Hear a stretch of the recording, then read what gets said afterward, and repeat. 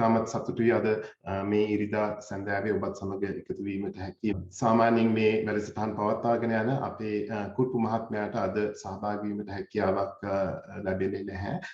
ඔහුගේ මව ව්‍යාධි තත්ත්වයෙන් පසුවන නිසා එතුමාගේ මවට ඉතාමත් ඉක්මනින් සුවය ලැබේවා කියලා අප ප්‍රාර්ථනා කරනවා. ඉතින් මේ පසුබිමේ වැඩසටහන අපි පවත්වාගෙන යන්නේ ලංකාවේ සිටින උපදේශක වෘත්තිකයන්ගේ අධ්‍යාපනික තත්ත්වය නංවා සිටීම සඳහායි. ඔවුන්ට අවශ්‍ය දැනුම බෙදා හැඳීම සඳහා අපි නොමිලේ පවත්වාගෙන යන මෙම සේවාවෙන් අපි බලාපොරොත්තු වන්නේ අපම කැපවීමකින් මෙම වැඩ කටයුතු කරගෙන යන මේ තම දුෂ්කර අවස්ථාවකදී වසංගතයක් පවතින දුෂ්කර අවස්ථාවකදී මෙම වැඩ කටයුතු කරගෙන යන මහත්මීන්ගේ අධ්‍යාපන තත්ත්වයට යම් රුකුලක් සපයා දීම තමයි අපගේ අරමුණ. ඉතින් ඒ අයුරින් අපි පවත්වාගෙන යන මෙම වැඩසටහනේ 19 වෙනි පරිච්ඡේදයටයි ඔබ අද සම්බන්ධ වී තිබෙන්නේ. ඉතින් අද දින පසුබිමේදී සම්පාදදායිකා වන්නේ අපගේ වෛද්‍ය ගායනි සිරිවර්ධන මහත්මිය. එතුමිය 2008 වසරේ කොළඹ වෛද්‍ය පීඨයෙන් ඇයගේ වෛද්‍ය උපාධිය ලබාගෙන 2015 වසරේ කොළඹ වෛද්‍ය පශ්චාත් උපාධි ආයතනයේ මනෝවිද්‍යාව පිළිබඳ MD පශ්චාත් උපාධිය ලබාගෙන ලැබිය. මීට අමතරව එතුමිය ඕස්ට්‍රේලියාවේ මෙල්බෝන් නගරෙහි මිඩ්වෙස්ට් ඒරියා මානසික සෞඛ්‍ය සේවා ආයතනයෙන් විදේශ පුහුණුව සම්පූර්ණ කරනු ලැබිය. ඉන් අනතුරුව 2017 කාලය තුල නැවත ශ්‍රී ලංකාවට පැමිණ වරකාපොළ, දඹදෙණිය, කන්තලේ යන නගරයන්හි මූලික රෝහල් රැසක මනෝවිද්‍යා උපදේශකවරියක් ලෙස සේවය කරනු ලැබිය. දැනට එතුමිය ත්‍රිකුණාමලය දිස්ත්‍රික් මහරෝහලෙහි මනෝ චිකිත්සාව පිළිබඳ ජ්‍යෙෂ්ඨ වෛද්‍යතුමියක් ලෙස සේවය කරයි. එතුමියගේ විශේෂිත වපසරිය වන්නේ වැඩිහිටියන් අතර මානසික සෞඛ්‍ය නගා සිටවීමයි. මේ ක්ෂේත්‍රයට අදාළ විවිධ පරිශීලන අධ්‍යයනයන් සහ ප්‍රකාශන කිහිපයක් සඳහා එතුමිය දායක වී තිබෙනවා. ඉතින් අපි ඉතාම ආදරයෙන් සහ ගෞරවයෙන් පිළිගන්නවා එතුමිය අද මෙම වැඩසටහනට. ඉතින් මේ අවස්ථාවේදී මම මෙම සංවාදය සහ මෙම දේශනය පවත්වාගෙන යාමට එතුමියට ආරාධනා කරනවා. වෛද්‍ය සිරිවර්ධන මේ ඔබට අවස්ථාව. බොහොම ස්තුතියි ඩොක්ටර් සුදත් කුමාර පෙරුම. මම මුලින්ම ස්තුතිවන්ත වෙනවා මිස්ටර් කුරුප්පුටත් ඩොක්ටර් සිදත්ටත් මට මේ අවස්ථාව ලබා දුන්න එක ගැන. ඇත්තටම මිස්ටර් කුරුප්පු දැන් කාලයක සිට මාත් සමග කන්ටැක්ට් කරලා මාව කන්ටැක්ට් කරලා කිහිප වතාවක් මගෙන් ඉල්ලා සිටියා මනෝපදේශකවරුන් සඳහා යම්කිසි ආකාරයක ලෙක්චර් එකක් සඳහා සම්පත්දායකත්වය ලබා දෙන්න පුළුවන්ද කියන එක. නමුත් මමත් ටිකක් බිසී වෙලා හිටපු නිසා මගේ කාර්යබහුලකම නිසා ටිකක් ඒක පමා වුණා. ඉතින් නමුත් මම ගොඩක් ස්තුතිවන්ත වෙනවා සහ සතුටු වෙනවා අද මට මේ අවස්ථාව ලැබුණ එක ගැන. මම හිතනවා ඔයගලන්ට අපේ මේ සාකච්ඡාවෙන් පස්සේ අපේ ඩිස්කෂන් එකෙන් පස්සේ ඔයගලන්ගේ දැනුම දියුණු කරගන්න අවස්ථාව ලැබෙයි සහ අපේ එකිනෙකාගේ knowledge share කරගන්නත් ලැබෙයි. සහ මම අද කතා කරන්න ඇත්තටම බලාපොරොත්තු වෙන්නේ විෂාදය නැත්නම් ડિප්‍රෙෂන් කියන තත්වයෙන් පෙළෙන පුද්ගලයෙකුට මනෝ උපදේශකවරයෙක් ලෙස ඔබට මොනවද ඔහු හෝ ඇය වෙනුවෙන් ලබා දෙන්න පුළුවන් මනෝ චිකිත්සක ක්‍රම කියන එක ගැන තමයි මම අද කතා කරන්න බලාපොරොත්තු වෙන්නේ. මම ඒකට අදාළ මගේ PowerPoint presentation එක මම share කරන්නම් දැන්. අපි පටන් ගමු. එතකොට මේ දැන් මම ඉස්සෙල්ලා කිව්වා වගේ මනෝ උපදේශකවරයෙක් ළඟට එන ගොඩක් රෝගීන් විෂාදය කියන තත්වයෙන් පෙළෙන රෝගීන් ගොඩක් වෙලාවට මනෝ උපදේශනය සඳහා පැමිණෙනවා. ඇත්තට මනෝ උපදේශනය සඳහා පැමිණෙන සේවාලාභීන්ගෙන් බහුතරයක් අය විවිධ මානසික පීඩාකාරී තත්ත්වවලට මුහුණ දෙන අය. එතකොට ඔවුන්ගේ මානසික පීඩාකාරී තත්ත්වය හඳුනගෙන ඒක අඩු කරගන්න අපිට යොදාගත හැකි මනෝ උපදේශන සහ මනෝ චිකිත්සා ප්‍රතිකාර ක්‍රම මොනවද කියන එක තමයි මම අද කතා කරන්න බලාපොරොත්තු වෙන්නේ. එතකොට මේ මනෝ උපදේශන සහ මනෝ චිකිත්සා ප්‍රතිකාර ක්‍රම ගැන කතා කරන්න කලින් ඇත්තටම මම හිතුවා පොඩි බේසික් ඉන්ට්‍රොඩක්ෂන් එකක් ඔයගොල්ලෝ හැමෝම දන්න කාරණා වෙන්න පුළුවන් මේවා. නමුත් ඇත්තටම ડિප්‍රෙෂන් කියන්නේ මොකක්ද? ડિප්‍රෙෂන් තත්ත්වයක් ඇති වෙන්නේ මොන වගේ හේතු නිසාද වගේ දේවල් ගැන යමක් තේරුම්ගෙන ඉන්න එක වඩා හොඳයි කියලා. ඉතින් ඒක නිසා මම හිතුවා මුලින්ම විෂාදයේ රෝග ලක්ෂණ මොනවද කියලා ඉතා කෙටියෙන් කතා කරන්න. අපි ඊළඟ ස්ලයිඩ් එකට යමු. විෂාදයේ රෝග ලක්ෂණ ගත්තාම ප්‍රධානම රෝග ලක්ෂණ ඔයගොල්ලෝ දන්න විදිහට ප්‍රධාන රෝග ලක්ෂණ තුනක් තියෙනවා විෂාදයේ. අපි මේවට මේජර් ක්‍රයිටීරියා කියලා කියනවා.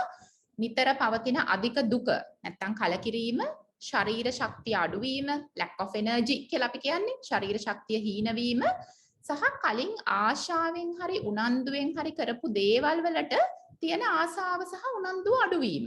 ඒක ගොඩක් වෙලාවට අපි ළඟට සහ ඕගොල්ලෝ ළඟට එන රෝගීන් කියනවා මට හිතට දුකයි එපා වෙලා ඇඟට පණ නැහැ වගේ මං ඉස්සර ආසාවෙන් කරපු දේවල් තියෙනවා උදාහරණයක් විදිහට කාන්තාවක් කියන්න පුළුවන් මම මහන ගොතන වැඩවලට ඉස්සර හරි ආසයි නැත්තම් සමහරවිට තරුණ පිරිමි ළමෙක් ඇවිල්ලා කියන්න පුළුවන් මම ඉස්සර විවිධ ස්පෝර්ට්ස් ප්ලේ කරා නමුත් දැන් මට ඒව කරන්න කිසි ආසාවක් නැහැ. ඔය වගේ ලක්ෂණ තමයි විෂාදයේ ප්‍රධානම ලක්ෂණ. අපි ඒවට කියනවා මේජර් ක්‍රයිටීරියා කියලා. ඊළඟට අපි ඊළඟ ස්ලයිඩ් එකට ගියොත් එහෙම තව ලක්ෂණ තියෙනවා අපි ඒවට කියනවා මයිනර් ක්‍රයිටීරියා නැත්තම් අනෙකුත් ලක්ෂණ. ඒව තමයි කෑම පිරිය අඩු වෙන එක. සමහරවිට කෑම කන්න ආස නැහැ. බඩගින්න දැනෙන්නේ නැහැ. රස දැනෙන්නවා අඩුයි වගේ වෙන්න පුළුවන්. නිින්ද යාමේ වෙනස්කම් වෙනවා. නිින්ද යාමේ වෙනස්කම් කොහොම ගොඩක් වෙලාවට නිින්ද අඩු වෙන එක වෙන්නේ. නිින්ද අඩු වෙන එක සමහරවිට ඇඳට ගිහිල්ලා ගොඩක් වෙලා නිින්ද යන කාලේ වැඩි වෙන්න පුළුවන් නැත්නම් නිින්ද ගිහිල්ලා පාන්දර 2ට 3ට හැරලා කල්පනා කර කර ඉන්නවා වගේ දේවල් වෙන්න පුළුවන්. හැබැයි කලාතුරකින් සමහරවිට නිින්ද වැඩිකම ડિප්‍රෙෂන් එකේ ලක්ෂණයක් වෙන්න පුළුවන්. අපි atypical features කියලා කියනවා. ඒ කියන්නේ නිතර අපි දකින දෙයට වඩා ටිකක් වෙනස් ආකාරයේ. උදාහරණයක් විදිහට තරුණ ළමයින්ගේ එහෙම ડિප්‍රෙෂන් එකකදී සමහරවිට මොකක්වත් නොකර දවල් වරුවෙත් ඔහේ නිදාගෙන ඉන්නවා වගේ දේවල් ඇවිල්ලා අම්මලා කියන්න පුළුවන්. ඊට පස්සේ අවධානය රඳා ගැනීම අපහසු වෙන්න පුළුවන් ડિප්‍රෙෂන් එකකින් පෙළෙන කෙනෙකුට. මොකද මේ දැන් අපි මානසික පීඩනයකින් ප්‍රශ්න ගොඩක ඉන්නකොට අපේ ඔළුවේ ගොඩාක් වෙන වෙන ප්‍රශ්න තියෙනවා. එතකොට සමහරවිට අපි කරන වැඩයට, අපි කරන ටාස්ක් එකට අවධානය රඳව ගන්න අමාරුයි. ඒතර ගොඩක් වෙලාවට අධ්‍යාපන කටයුතු වල නිරත වෙන අය එහෙම ඇවිල්ලා කියනවා මට මතක හිටින්නේ නැහැ පාඩම්. නැත්නම් රැකියාවක නිරත වෙන කෙනෙක් ඇවිල්ලා කියන්න පුළුවන් මට මේ වැඩේ හරියට කරගන්න බෑ අවධානය අඩු නිසා මට වරදිනවා දේවල් මගේ සුපීරියර්ස් ළගෙන් මට බැනුම් අහන්න වෙනවා මට දේවල් වැරදිලා වගේ කියලා කියන්න පුළුවන්. ඊළඟට අනිත් එක තමයි ආත්මාභිමානය නැත්නම් self esteem එක. දැන් අපි හැමෝටම අපි සම්බන්ධ ආත්මාභිමානයක් තියෙනවනේ. අපිට අපි ගැන තියෙනවනේ ධනාත්මක චින්තනයක් අපි කරපු හොඳ දේවල් ගැන අපි සාක්ෂාත් කරගත්ත අරමුණු අපේ ජයග්‍රහණ ගැන අපිට සතුටක් තියෙනවනේ. නමුත් ડિප්‍රෙෂන් එකකින් ඉන්න කෙනෙකුට හැමදේම පේන්නේ හරි ඍණාත්මකව. හරියට මෙන්න මේ වගේ. දැන් හිතන්නකෝ අපි සන්ග්ලාසස් දෙකක් නැත්නම් කළු කණ්ණාඩි දෙකක් දාගත්තයි කියලා. එතකොට දැන් අපි සන්ග්ලාස් දාගත්තාම අපිට අපේ S2 තනිකර ඒ ඩාර්ක් ග්ලාසස් වලින් වැහිලා නිසා අපිට අඳුරු වෙලානේ ලෝකේ පේන්නේ. අපිට අපිවයි ලෝකේ හැම දෙයක්ම පේන්නේ අඳුරු වෙලා. ඒ වගේ මේ ડિප්‍රෙෂන් එකකදී මේ නෙගටිව් තින්කින් නැත්නම් මේ ඍණාත්මක සිතුවිලි වලින් අපේ ලෝකේ අඳුරු වෙලා තමයි අපිට පේන්නේ. එතකොට මේ ආත්මාභිමානය අඩු වෙලා තියෙන්නේ මොකද අපිට හැමදේම ඍණාත්මකව පේන්නේ තමන් ගැනත් කිසි සතුටක් දැනෙන්නේ නැහැ. ඊළඟට තමාටම දෝෂාරෝපණය කරගන්න පෙළඹෙනවා. මොන හරි දෙයක් වුණත් මේක මගේ වැරද්දෙන් උනේ වගේ සිතුවිලි එනවා. හැම දෙයක් ගැනම හරිම අශුභවාදීව හිතන්නේ නෙගටිව් තින්කින් නැත්නම් පෙසිමිස්ටික් තින්කින් කියලා අපි කියනවා. ඊළඟට විෂාදයේ තත්ත්වය ඉතා බරපතල තත්යකට ගියාම සිවියර් ડિප්‍රෙෂන් වගේ තත්යකට ගියොත් සියදිවි නසා ගැනීමේ සිතුවිලි පවා එන්න පුළුවන්. ඒතර මේ ලෙවල් එකට යන්න කලින් මේ වගේ විෂාදයේ තත්ත්වයෙන් පෙළෙන රෝගීන්ට ඖෂධ සහ මනෝචිකිත්සක සහ මනෝ උපදේශන ප්‍රතිකාර වලින් උදව් කිරීම තුලින් අපිට මේ වගේ ඉතා බරපතල තත්යකට අනේක වළක්ව ගන්න පුළුවන්. අපි ඊළඟ ස්ලයිඩ් එකට යමු. එතකොට දැන් මේ විෂාදයේ තත්වයකින් පෙළෙනවා කියලා අපි කෙනෙක් ඩයග්නෝස් කරන්න නම් මෙම ඉහත කියන ලද රෝග ලක්ෂණ සති 2ක් හෝ ඊට වඩා අධික කාලයක් පවතිනකොට තමයි අපි මෙයා ડિප්‍රෙෂන් නැත්නම් විෂාදයේ තත්වයකින් පෙළෙනවා කියන්නේ. දැන් උදාහරණයක් විදිහට අපි ගමුකෝ සමහර වෙලාවට අපි අනපේක්ෂිත බලාපොරොත්තු රහිත බලාපොරොත්තු බිඳ වැටුන අවස්ථාවක වගේ සමහරලාට අපිට එකපාරට දැඩි පීඩනයක් එන්න පුළුවන්. අපි හිතමු ඔන්න ළමෙක් විභාගයක් ෆේල් වෙනවා. එහෙම නැත්නම් පවුලේ කෙනෙකුට අසනීප වෙනවා. වගේ තත්ත්වයකදී සමහරලාට අපි දවස් 2-3ක් යනකම් ලොකු පීඩනයක් දැනෙන්න පුළුවන්. රැට නිින්ද යන්නේ නැහැ, කෑම කන්න ආස හිතෙන්නේ නැහැ, එපා වෙලා වගේ තියෙනවා වෙන්න පුළුවන්. නමුත් ඒක මේ විෂාදයේ තත්ත්වයකට වඩා වෙනස්. අපි ඒකට කියනවා adjustment disorder එකක් කියලා. ඒක සාමාන්‍යයෙන් ඕනෙම අනපේක්ෂිත තත්ත්වයක ඕනෙම ප්‍රශ්නකාරී ගැටලු තත්ත්වයකට මුහුණ දුන්න කෙනෙකුට ඇතිවන කෙටි කාලීන මානසික තත්ත්වයක්. ඒක රෝගයක් දක්වා ඇත්තටම දුරදි කියන්නේ නැහැ. නමුත් සමහර වෙලාවට ඒ වගේ පීඩාකාරයකින් තත්ත්වයකින් පටන් ගත්ත මානසික තත්ත්වය සමහර විට විවිධ හේතු ඥානමය සහ පාරිසරික හේතු පදනම් කරගෙන ડિප්‍රෙෂන් එකක් තත්ත්වයට යන්න පුළුවන්. එතකොට අපි සාමාන්‍යයෙන් සති 2කට වඩා ඉහත කියන ලද ලක්ෂණ දිගටම දවස මුළුල්ලේම පවතිනවා නම් තමයි අපි සාමාන්‍යයෙන් ડિප්‍රෙෂන් නැත්නම් විෂාදයේ තත්ත්වය කියලා හඳුන්වන්නේ. එතකොට ඉහත සඳහන් කර ලක්ෂණ වලින් කිහිපයක් හරි පවතිනවා නම් විෂාදයේ තත්ත්වය කියලා ඩයග්නෝස් කරන්න පුළුවන්. අනිත් එක තමයි මේ රෝග ලක්ෂණවල තීව්‍රතාවය සහ රෝගියාට එයින් වෙන බලපෑම අනුව අපිට මේක තව වර්ගීකරණය කරන්න පුළුවන්. සුළු විෂාදයක්ද මධ්‍යම ප්‍රමාණයේ විෂාදයක්ද නැත්නම් දැඩි විෂාදයක්ද කියලා. ඒ කියන්නේ mild depressionද moderate depressionද නැත්නම් severe depression එකක්ද කියන එක අපිට තවදුරටත් වර්ගීකරණය කරන්න පුළුවන් මේ රෝග ලක්ෂණ වල තීව්‍රතාවය සහ රෝග ලක්ෂණ කීයක් තියෙනවද කියන එක මත. මම ඒ ගැන ගොඩාක් විස්තර කියන්න යන්නේ නැහැ. නමුත් ඒ මේජර් සහ මයිනර් ක්‍රයිටීරියා තියෙනවා. ඒවා සති දෙකකට වඩා කාලයක් තිබුණාම තමයි අපි ડિප්‍රෙෂන් කියලා හඳුන්වන්නේ කියන එක මම හිතන්නේ දැනගන්න එක වැදගත්. එතකොට විෂාදේ හැදෙන්නේ මොකද කියලා තේරුම් ගන්න එකත් වැදගත්. විෂාදය අනෙකුත් මානසික රෝග ලක්ෂණ රෝග වගේම මේක හැදෙන්න මේක ඇති විෂාදයේදී ප්‍රධාන වශයෙන්ම වෙන්නේ අපේ මොළයේ තියෙන රසායනික ද්‍රව්‍ය වල යම්කිසි අසමතුලිතතාවයක් ඇති වෙනවා. දැන් අපි දන්නවනේ අපේ මොළයෙන්නේ අපේ සිතුවිලි දුක සතුට අපිට හැඟීම් දැනෙන ඒවා අපි හැසිරෙන විදිහ හැම දෙයක්ම පාලනය වෙන්නේ. ඉතින් මේ මොළයේ තියෙන විවිධ රසායනික ද්‍රව්‍ය සමහර රසායනික ද්‍රව්‍ය අපේ සතුට දැනවීමට හේතු වන රසායන ද්‍රව්‍ය.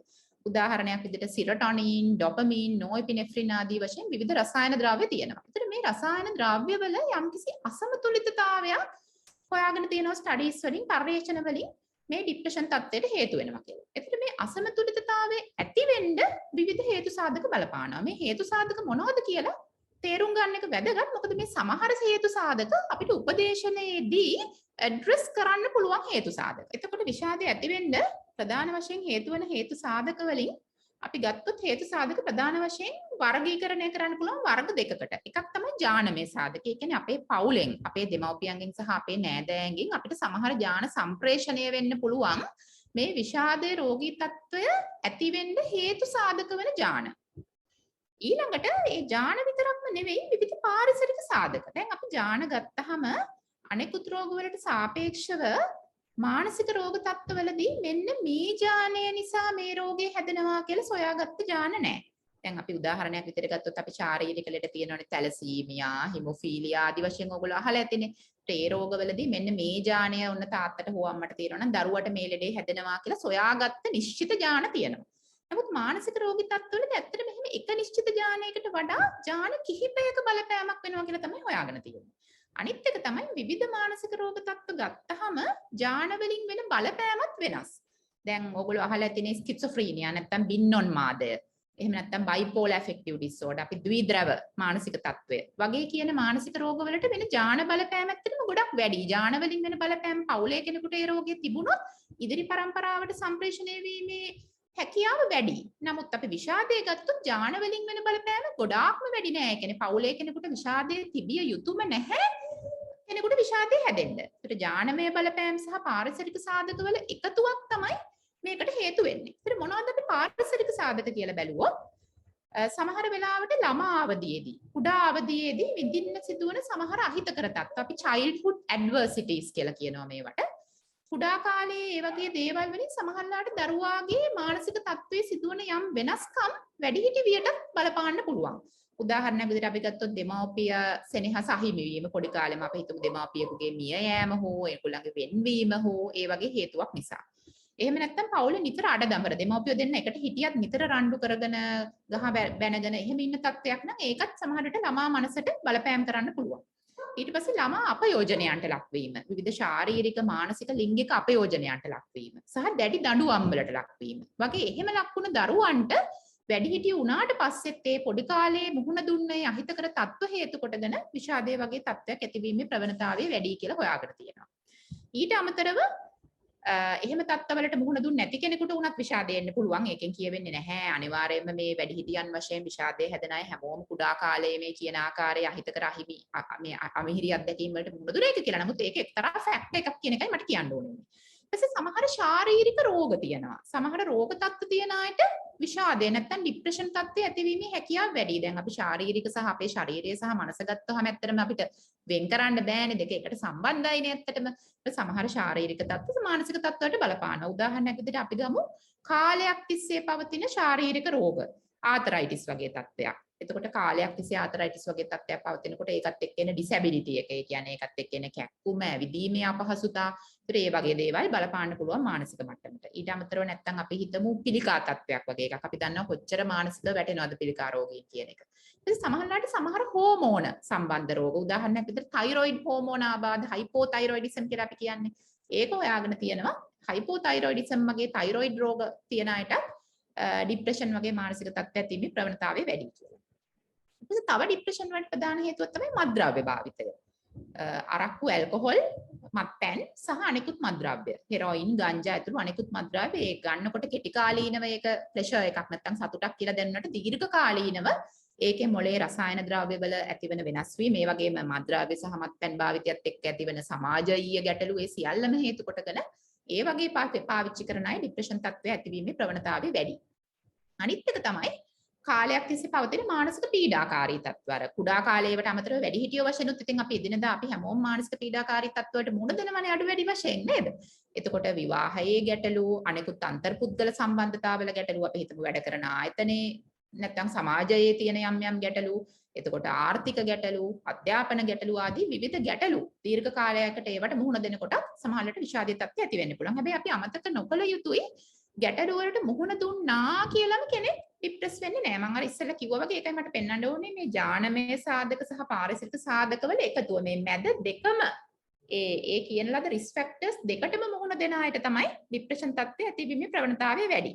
ඒ කියන්නේ වල්නරබිලිටිස්, ඒ කියන්නේ යම්කිසි ආකාරයකින් මේ රෝගේ සෑදීමට එයා අනික් කෙනෙකුට වඩා වැඩි ප්‍රවණතාවයක් දක්වනවා නම්. අනිත් කාරණේ තමයි මෙතන මම මේ රූපේ දක්වලා නැත්තේ අපේ පර්සනැලිටි. එහෙම නැත්නම් අපේ පෞරුෂත්වයේ ලක්ෂණ. ඒක ඇත්තටම ඥානහා ගැටුණු දෙයක්, ඥානහා සම්බන්ධ වුණ දෙයක්. අපේ පෞරුෂත්වය කියන්නේ අපේ ගතිගුණ රටාවේ.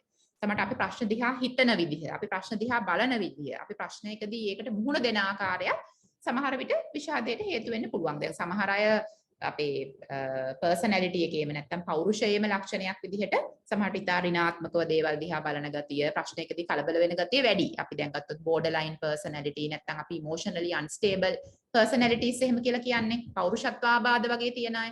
ඒ වගේ අය ડિප්‍රෙෂන් නැත්තම් විෂාදයේ තත්ත්වයේ ඇතිවීමට වැඩි ප්‍රවණතාවයක් දක්වනවා. ඒතර මේක අපි මේ risk factors නැත්තම් මේ හේතු සාධක තේරුම් ගැනීම වැදගත් වෙන්නේ අපිට උපදේශනයේදී ඇත්තට මේ factors උත් address කරන්න පුළුවන්. දැන් උදාහරණයක් විදිහට අපි කෙනෙක් විෂාදයේ කෙනෙක් මත්ද්‍රව්‍ය භාවිතාත් කරනවා නම් ඒ අතරතුර අපිට එතකොට ඒක අපි තේරුම් ගන්න ඕනේ මේකත් මේ අපේ තෙරපි එකේදී අපි ප්‍රධාන වශයෙන් කතා කළ යුතු මාතෘකාවක්. සහ විවිධ ප්‍රශ්න තියෙනවා විවාහයේ ප්‍රශ්න, අන්තර්පුද්ගල සම්බන්ධතා, ඒ ගැටලු අපි ඒතර ඒව निराකරණය කරගන්නත් උදව් කරන්න ඕනේ අපේ තෙරපි එකේදී. එතකොට මේකට risk factors මොනවද කියලා, මේකට හේතු සාධක වෙන හේතු මොනවද කියලා තේරුම් ගන්න එක වැදගත් වෙන්නේ ඒකයි. දැන් මම එනවා විෂාදයේ සඳහා කරන්න පුළුවන් ප්‍රතිකාර. එතකොට අපි හැමෝම දන්නවා ඖෂධ ප්‍රතිකාර කියන එක. එතකොට දැන් ඖෂධ ප්‍රතිකාර වලින් ඇත්තටම කරන්නේ මම ඉස්සෙල්ලා කිව්වනේ විෂාදයේ තත්ත්වය ඇති වෙන්නේ මොළයේ ඇතිවෙන රසායනික ද්‍රව්‍ය වල යම්කිසි ගැටලුවක් නිසා කියලා. එතකොට ඒ රසායන ද්‍රව්‍ය ගැටලුවට හේතු වෙන සාධක තමයි අපි ඔය කතා කරේ ඥානමය සහ පාරිසරික සාධක. ඒ ඖෂධ ප්‍රතිකාර වලින් අපි කරන්නේ මේ රසායනික අසමතුලිතතාවය හරි ගස්සන එක තමයි ඖෂධ ප්‍රතිකාර වලින් කරන්නේ. දැන් අර මම ඉස්සෙල්ලා කිව්වා වගේ සිරටොනින්, ඩෝපමින් ආදී බ්‍රේන් කෙමිකල්ස් වල රසායන ද්‍රව්‍ය වල අඩුපාඩු පවතිනවනේ. ඒ ප්‍රතිකාර වලින් කරන්නේ මේක නැවත ටික යථා තත්ත්වයට පත් කරන එක. ඊළඟට මනෝ උපදේශනය සහ මනෝ චිකිත්සා ක්‍රම අපි අද දැන් කතා කරන්න බලාපොරොත්තු වෙන මාතෘකාව. ඒතර මනෝ උපදේශනය සහ මනෝ චිකිත්සා ක්‍රම වලින් අපි උත්සාහ කරන්නේ අර අපි කියන ලද මේ පුද්ගලයාගේ තියෙන යම් මේකට හේතු වෙන risk factors තියෙනවා නම් ඒව address කරන එක සහ ඔහුගේම සම්පත් තුලින් අපි මේ ප්‍රශ්න විසඳගන්න ඔහුව encourage කරන එක. මම ඒක කතා කරන්නම් ඉදිරියට මොනවද අපිට පාවිච්චි කරන්න පුළුවන් මනෝ උපදේශනය කියලා. ඊට අමතරව තව ඔයගොල්ලෝ අහලා ඇති විද්‍යුත් කම්පන ප්‍රතිකාර නැත්නම් ඉලෙක්ට්‍රෝකන්වල්සිව් තෙරපි කියලා තව තෙරපි එකක් තියෙනවා. මේක සිවියර් ડિප්‍රෙෂන්. මම අර ඉස්සෙල්ලා කියපු දැඩි තීව්‍රතාවයකින් යුක්ත විෂාදයේ තත්ත්වයෙන් පෙළෙන අයට අපි කරනවා. මේකෙනුත් ඇත්තටම කරන්නේ විද්‍යුත් කම්පනයක් මොළය හරහා යැවීම තුළින් අර ඉස්සෙල්ලා කියපු රසායන ද්‍රව්‍ය අසමතුලිතතාවය හරිගස්සන එක. ඉතා දැඩි ડિප්‍රෙෂන් තත්ත්වයෙන් පෙළෙනකොට සමහරවිට ඖෂධ ප්‍රතිකාර වලින් විතරක් හරියන්නේ නැති වෙන්න පුළුවන්. ඒ වගේ තෝරාගත් රෝගීන්ට තමයි අපි විද්‍යුත් කම්පන ප්‍රතිකාර කියන එක කරන්නේ. දැන් අපි අද ප්‍රධාන වශයෙන් අපි කතා කරන්න බලාපොරොත්තු වෙන්නේ අපි මේ අද විෂාද රෝගයෙන් පෙළෙන කෙනෙකුට කොහොමද මනෝ උපදේශනය සහ මනෝ චිකිත්සා ක්‍රම උපයෝගී කරගන්නේ කියන එක ගැන. හරි. එතකොට දැන් මනෝ උපදේශනය සඳහා ડિප්‍රෙෂන් නැත්නම් විෂාදයේ තත්වයකින් පෙළෙන පුද්ගලයින්ගෙන් මේකට වඩාත්ම සුදුසු රෝගීන් නැත්නම් සේවාලාභීන් තෝරගන්නේ කොහොමද කියන එකත් වැදගත්නේ. දැන් අපි කොච්චර මනෝ උපදේශනය සහ මනෝ චිකිත්සා ක්‍රම අපි කරන්න දන්නවා වුණත් ඒ සම්බන්ධ කුසලතාවයන් සහ දැනුම අපිට තියෙනවා වුණත් සමහර විට අපේ ක්ලයන්ට් නැත්නම් අපේ සේවාලාභියා සමහර විට ඒකට සුදුසු කෙනා නොවෙන්න පුළුවන්. ඒකට මේක තේරුම් අරගෙන හරියට මේ පුද්ගලයාව තෝරා ගන්න එකත් වැදගත්. එතකොට සාමාන්‍යයෙන් මම අර ඉස්සලා කියපු ડિප්‍රෙෂන් එකේ තීව්‍රතාවය තේරුම් ගන්න එක වැදගත් වෙන්නේ ඒකයි.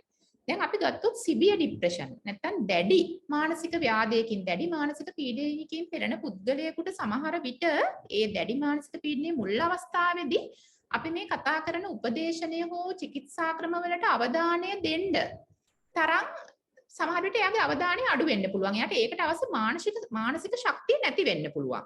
ඒත් ඒ වගේ කෙනෙකුට සමහරවිට එකපාරටම අපිට උපදේශනයට යන්න බෑ. මම කියන්නේ නෑ ඒක නොකල කරන්න බෑයි කියන එක. නමුත් ඖෂධ ප්‍රතිකාර අරගෙන ටිකක් ડિප්‍රෙෂන් තත්ත්වය අඩු වෙනකොට තමයි අපිට ඒ වගේ කෙනෙකුට යන්න පුළුවන්. ඒ වගේ කෙනෙකුට අපිට මනෝපදේශනය යොදා ගන්න පුළුවන්. ඒතර සුළු හෝ මධ්‍ය තීව්‍රතාවයෙන් නැත්නම් mild and moderate depression තත්ත්වයට තමයි සාමාන්‍ය මනෝපදේශනය වඩා සුදුසු වෙන්නේ. ඒ වගේම ස්ටඩීස් වලින් පර්යේෂණ වලින් හොයාගෙන තියෙනවා mild නැත්නම් සුළු ડિප්‍රෙෂන් තත්ත්වයට සමහරවිට ඖෂධ ප්‍රතිකාර නැතුව මනෝපදේශනය තුලින් විතරක් උනත් සමහර වෙලාවට ඒ ડિප්‍රෙෂන් තත්ත්වය මගහරව ගන්න පුළුවන් කියලා. නමුත් ඒක මොඩරේට් හෝ සිවියර් තත්ත්වයට යනවා නම් මනෝපදේශනයේ පමණක් ප්‍රමාණවත් වෙන්නේ නැහැ කියන එක තේරුම් ගන්න ඕනේ. අනිත් එක තමයි විවිධ මානසික පීඩාකාරී වාතාවරණයන් විෂාදයට හේතු ලෙස හඳුනාගෙන තියෙනවා. දැන් මම ඉස්සෙල්ලා කියපු risk factors වැදගත් වෙන්නේ. එතකොට අපි හිතමු දැන් මොනවා හරි දැනට යා මොනවා හරි stressful situation එකක නම් ඉන්නේ. ආර්ථික ගැටලුවක් නම්, අධ්‍යාපන ගැටලුවක් නම්, විවාහයේ ගැටලුවක් නම්. එතකොට ඒ වගේ දේවල් දැන් අපි බෙහෙත් ප්‍රතිකාර විතරක්ම දීලා නෙවෙයිනේ අපි අනිත් ප්‍රශ්න ටික විසඳ ගන්නත් උදව් කරන්න ඕනේනේ. එතකොට ඒ වගේ මානසික පීඩාකාරී වාතාවරණයකින් ඉන්නකොට මේ මනෝපදේශනේ හරි වැදගත් ඒ ප්‍රශ්න ටික විසඳ ගන්න. අනිත් එක තමයි සේවාලාභියා විශේෂයෙන් මනෝපදේශනය සඳහා කැමැත්තක් හරි උනන්දුවක් හරි දක්වනවා. සමහර අපේම රෝගීන් ඇවිල්ලා කියනවා දැන් අපිට උනත් සමහරවිට කියනවා ડોක්ටර් බෙහෙත් බොන්නේ නැතුව නැත්නම් බෙහෙත් බොන අතරතුර මට පුළුවන් වෙයිද කවුන්සිලින් උත් ලබා ගන්න කියලා. ඒතර ඒ වගේ ඒකට දැඩි කැමැත්තක් සහ උනන්දුවක් දක්වන අය මේකට ගොඩක් සුදුසුයි. මොකද ඒගොල්ලෝ එතකොට ඒකේ concepts ඒකේ સિદ્ધාන්ත හරියට තේරුම් අරගෙන ඒව හරියට අනුගමනය කරනවා. අනිත් එක තමයි මනෝ උපදේශනය සහ මනෝ චිකිත්සා ක්‍රමවල સિદ્ધාන්තයන් තේරුම් ගන්න හැකි අය වෙන්න ඕනේ. එතකොට දැන් අපි හිතමු ගොඩාක් වයසක පුද්ගලයෙක් සමහරට මතක ශක්තිය අඩු අය බුද්ධි මට්ටම අඩු අය වගේ එච්චරම සුදුසු නොවෙන්න පුළුවන් මොකද මේ સિદ્ધාන්තයන් තේරුම් ගන්න අපහසු නිසා. අපි ඊළඟ ස්ලයිඩ් එකට යමු ඩොක්ටර් සුදත්. එතකොට සුදුසු නොවන අය දැන් මම අර ඉස්සෙල්ලා කියපු එකේම අනිත් පැත්ත. එතකොට දැඩි විෂාදයේ තත්ත්වයෙන් පෙළෙන සියදිවි හානි කර ගැනීමේ දැඩි අවධානමක් තියෙන රෝගීන් මම හිතන්නේ උපදේශනයෙන් ඔබට ගිය ප්‍රතිකාර අනිවාර්යෙන් අවශ්‍ය වෙන අය. සමහරවිට ඒගොල්ලන් අපි ඇඩ්මිට් කරගෙන ඉන්වෝල්ව් ට්‍රීට්මන්ට් ඒ කියන්නේ අපි රෝහලක තුල මනෝවෛද්‍ය වාට්ටුවක ඇඩ්මිට් කරගෙන ඉතා ක්ලෝස්ලි මොනිටර් කරමින් ඒ කියන්නේ ඉතා ළඟින් ඒගොල්ලන්ව ඔබ්සර්ව් කරමින් ප්‍රතිකාර කරන්න ඕනේ. ඒතර ඒ වගේ අයට මම හිතන්නේ උපදේශනය පමණක් කරන එක කොහෙත්ම සුදුසු නැහැ. අනිත් එක තමයි අධික තීව්‍රතාවයෙන් යුතු විෂාදයෙන් පෙළෙන රෝගීන් සිවියර් ડિප්‍රෙෂන් තත්ත්වය මම අර ඉස්සෙල්ලා කිව්වා වගේ මයිල්ඩ් ටු මොඩරේට් ડિප්‍රෙෂන් කමන්නේ. නමුත් සිවියර් ડિප්‍රෙෂන් තත්ත්වයකදී ඖෂධ ප්‍රතිකාරත් එක්ක තමයි උපදේශනය යන්න ඕනේ. අනිත් එක තමයි විෂාදයේ සමග සයිකෝසියාවේ රෝග ලක්ෂණ පෙන්눔 කරන විට. මොකද්ද සයිකෝසිස් නැත්නම් සයිකොටික් සිම්ප්ටම්ස් කියන්නේ? ඔයගොල්ලෝ දන්නවත් ඇති. අපි සයිකොටික් සිම්ප්ටම්ස් නැත්නම් සයිකෝසිස් කියලා කියන්නේ පදනම් විරහිත දැඩිව එල්බගෙන ඉන්න වැරදි මත. අපි ඩිලූෂන්ස් කියලා කියන්නේ. ඒ කියන්නේ දැන් ඩිලූෂන්ස්ම තියෙන ඩිසෝඩර්ස් තියෙනවා. දැන් අපි ගත්තොත් බින්නොන් මාදේ නැත්නම් ස්කිසොෆ්‍රීනියා වගේ තත්ත්වවල ඩිලූෂන්ස් කියන්නේ ප්‍රධාන ලක්ෂණයක්. හැබැයි ડિප්‍රෙෂන් තත්ත්වයකදී සමහර විට මේ කියන ඩිලූෂන්ස් වගේ ඒවා ඇති වෙන්න පුළුවන්.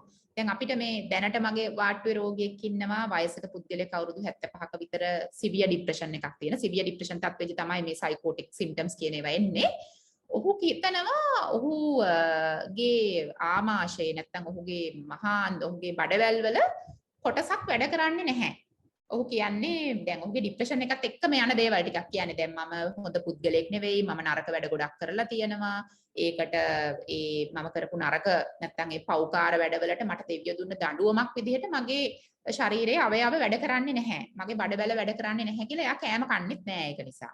ඉතින් අපි ඔහුට කොච්චර පැහැදිලි කරලා දෙන්න උත්සාහ කරත් ඔහුගේ මේ සයිකෝසියා තත්ත්වයක් එක්ක ડિප්‍රෙෂන් එකත් එක්ක ආපු බෙහෙත් ප්‍රතිකාර වලටවත් අපේ උපදේශන වලටවත් ඔහු රෙස්පොන්ඩ් කරේ නැහැ. ඔහුට ECT ප්‍රතිකාරය ලබා දීමත් එක්ක තමයි මේ සයිකෝසියා තත්ත්වය අඩු වෙලා ඔහු නැවත කෑම කන්න පටන් ගත්තේ. ඒකට ඒ වගේ රෝග ලක්ෂණ පෙන්눔 කරන අය සයිකොටික් සිම්ප්ටම්ස් තියන අය උපදේශනයේ සඳහා සුදුසු නැහැ. මොකද ඔවුන්ට උපදේශනයේ තේරුම් ගැනීමට සුදුසු මානසික තත්ත්වයක් කොහෙත්ම නැති නිසා.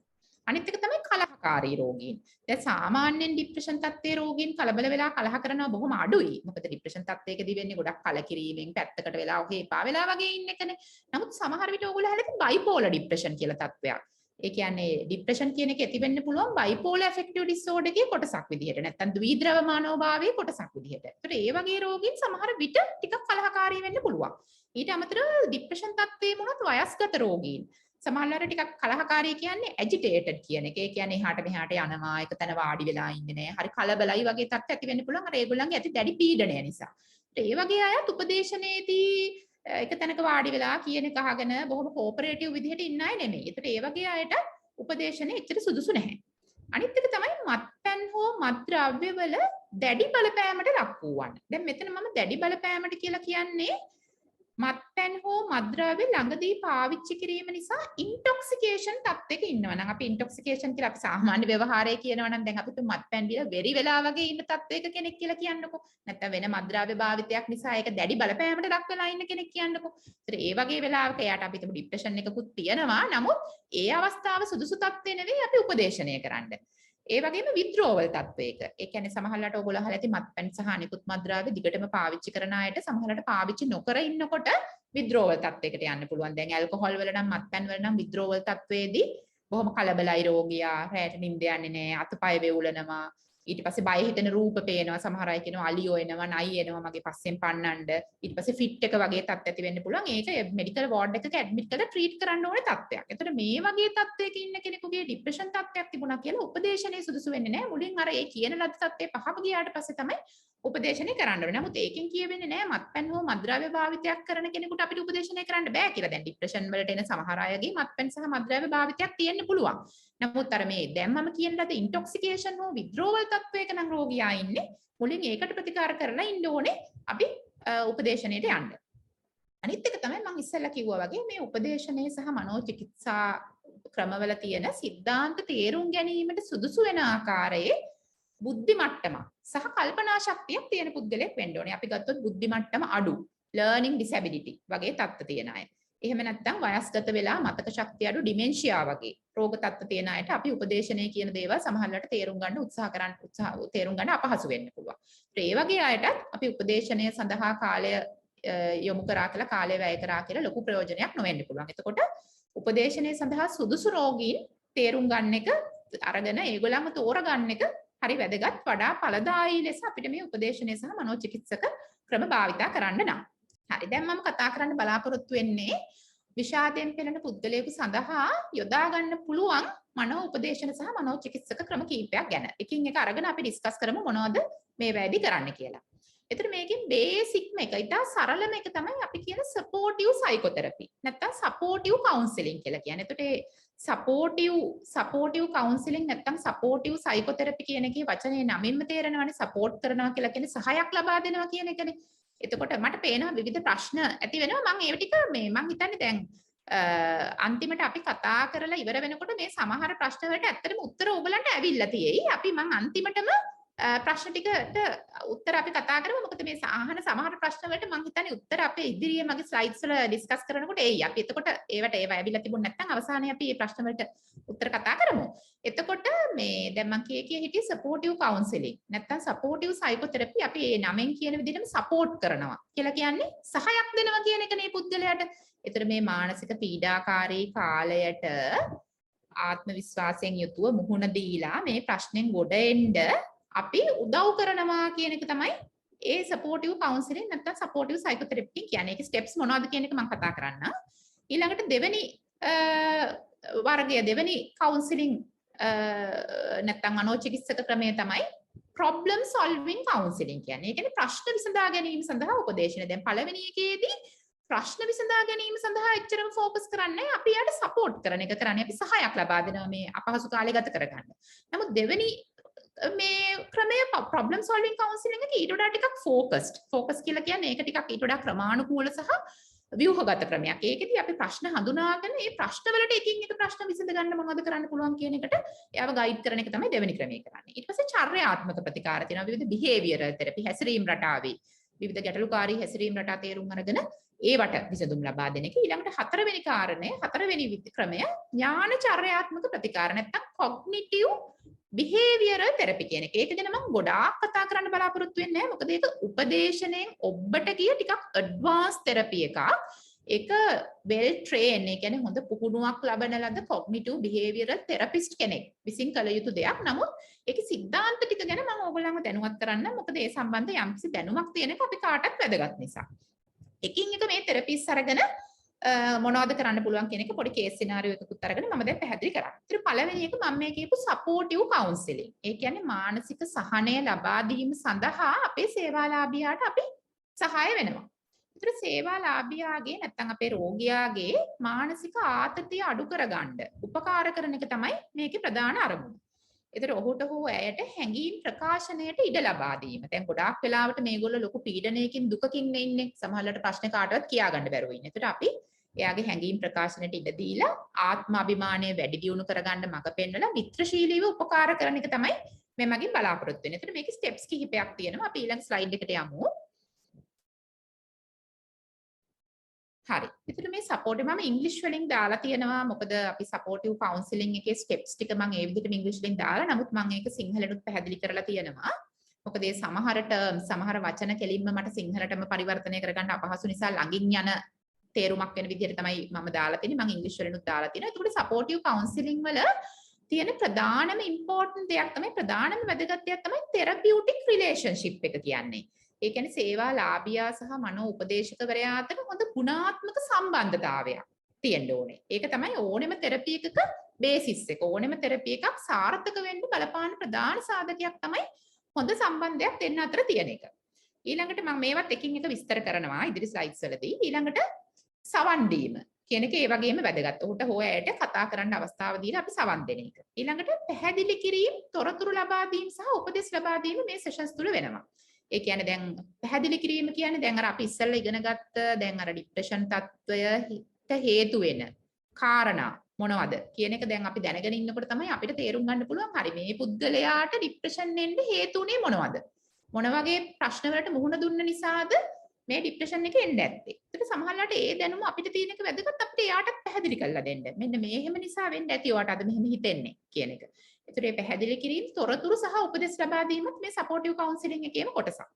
ඊට පස්සේ සේවාලාභියාට තම හැඟීම් නිසිසේ ප්‍රකාශ කිරීමට ඉඩක් ලබා දෙන්න ඕනේ. අපි ඒකට කියනවා ventilation of emotions නැත්නම් expression of emotions කියලා.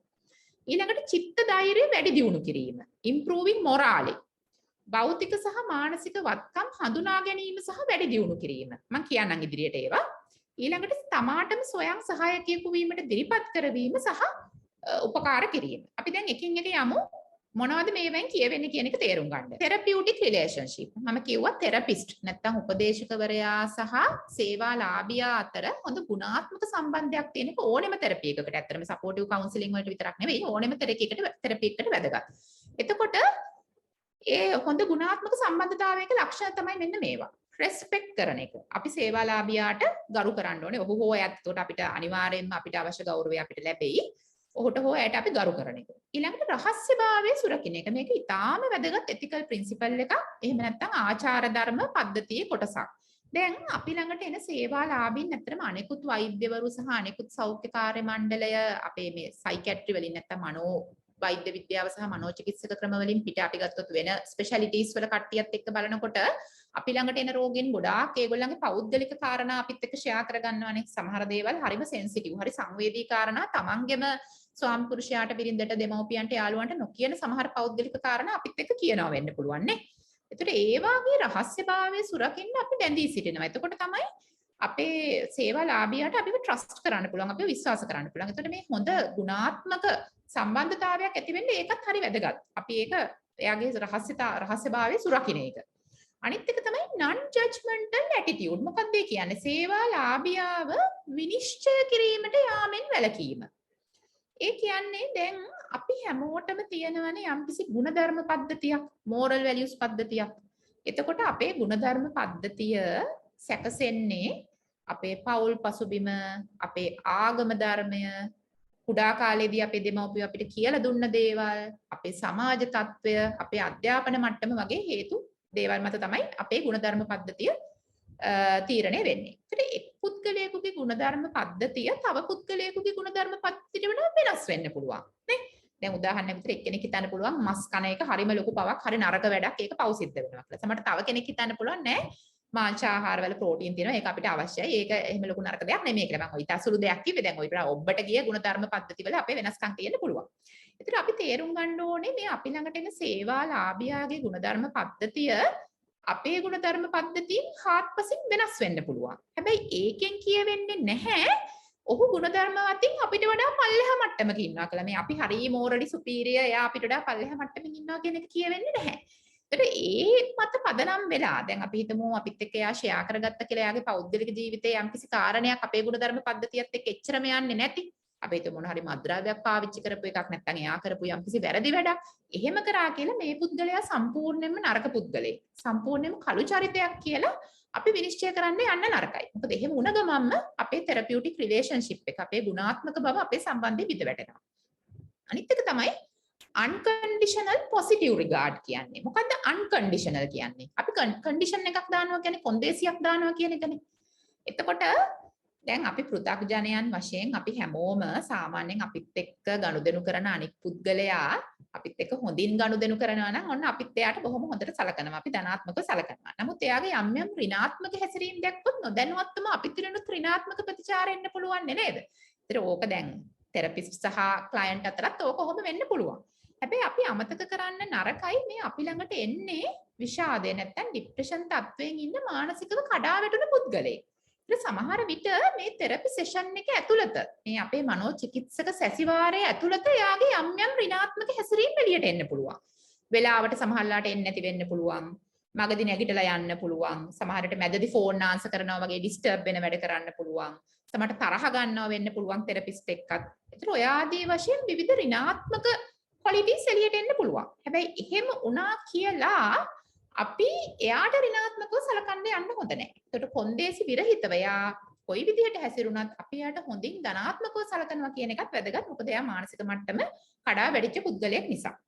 ඊළඟ අනිත් එක තමයි විශ්වාසනීය බව, trustworthy බව. අපිට trust කරන්න පුළුවන්. කියන්නේ අපි එයාට හානියක් වෙන දෙයක් කරන්නේ නැහැ කියන එක එයාට තේරුම් යන විදිහට අපි හැසිරෙන්න ඕනේ. සහ මිත්‍රශීලී භාවය, friendly විදිහට කටයුතු කිරීම. ඒතර ඔය කියන ලද කාරණා 6 ඊටාම වැදගත්. හොඳ ගුණාත්මක තෙරපියුටික් රිලේෂන්ෂිප් එකකට. ඒක සපෝටිව් කවුන්සලින් වලදී හරි වැදගත් මෙන්න මේ කියපු කාරණා ටික.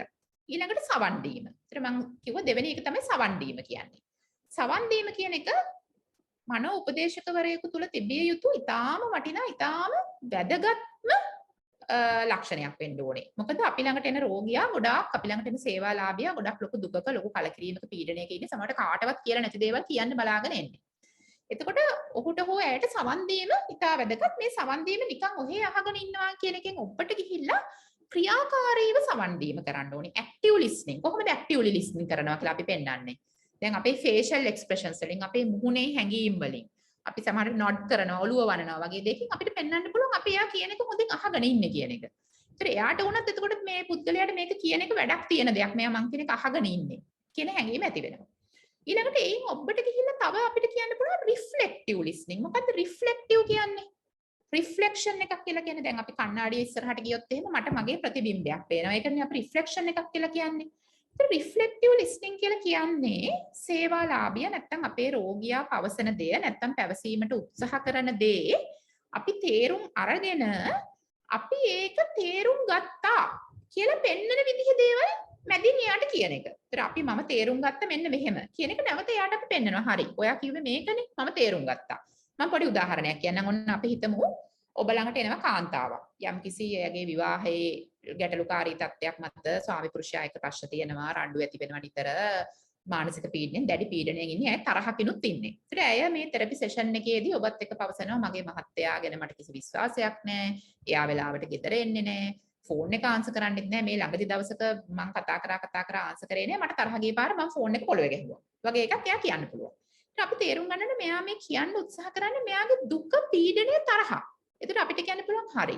මට තේරෙනවා. ඒ කියන්නේ මට ඒ වෙලාවේ තරහ යන්න ඇති නේද? වගේ කියලා අපිට පෙන්වන්න පුළුවන් අපි රිෆ්ලෙක්ට් කරා යා කියපු එක. ඒ කියන්නේ යා කියපු එක අපි තේරුම් අරගෙන අපි තේරුම් ගත්ත එක අපි නැවත යාට පවසනවා. ඒතර ඒකත් අපේ ඇක්ටිව් ලිස්නින් වල අපි ඉතා හොඳින් අහගෙන සවන් දීගෙන සිටියා සහ එයා කියපු එක අපි තේරුම් ගන්න උත්සාහ කරා කියන එක පෙන්වන එක ක්‍රමයක්. අනිත් එක තමයි සේවාලාභියා කතා කරන විට බාධා කිරීම අවම කරන්න ඕනේ. අපිට මොනවා හරි දෙයක් පැහැදිලි කරගන්න අවශ්‍යයි නම් අපිට මැදින් කියන්න පුළුවන්. මට ඔයා කියපු මෙන්න මේ දේ මම පොඩ්ඩක් බාධා කරන ඔයා කියපු මෙන්න මේ දේ මට ආයේ පොඩ්ඩක් පැහැදිලි මදි චුට්ටක් කියනවාද නැවත වගේ කියලා අපිට මැදින් බාධා කරන්නේ නැතුව ඒ වගේ දේවල් ක්ලැරිෆයි කරගන්න පුළුවන්. අනිත් එක තමයි අවශ්‍ය වුණාම නිහඬතාවයට ඉඩ දෙන එක. දැන් සමහර වෙලාවට අපි කියනනේ නිහඬතාවය සයිලන්ස් කියන්නේත් හොඳ කමියුනිකේෂන් මෙතඩ් එකක් කියලා. ඒ කියන්නේ සමහර වෙලාවට මොකක්වත්ම නොකිය ඉන්න අවස්ථා තියෙනවා වෙන්න පුළුවන් තෙරපි සෙෂන් එකේදී.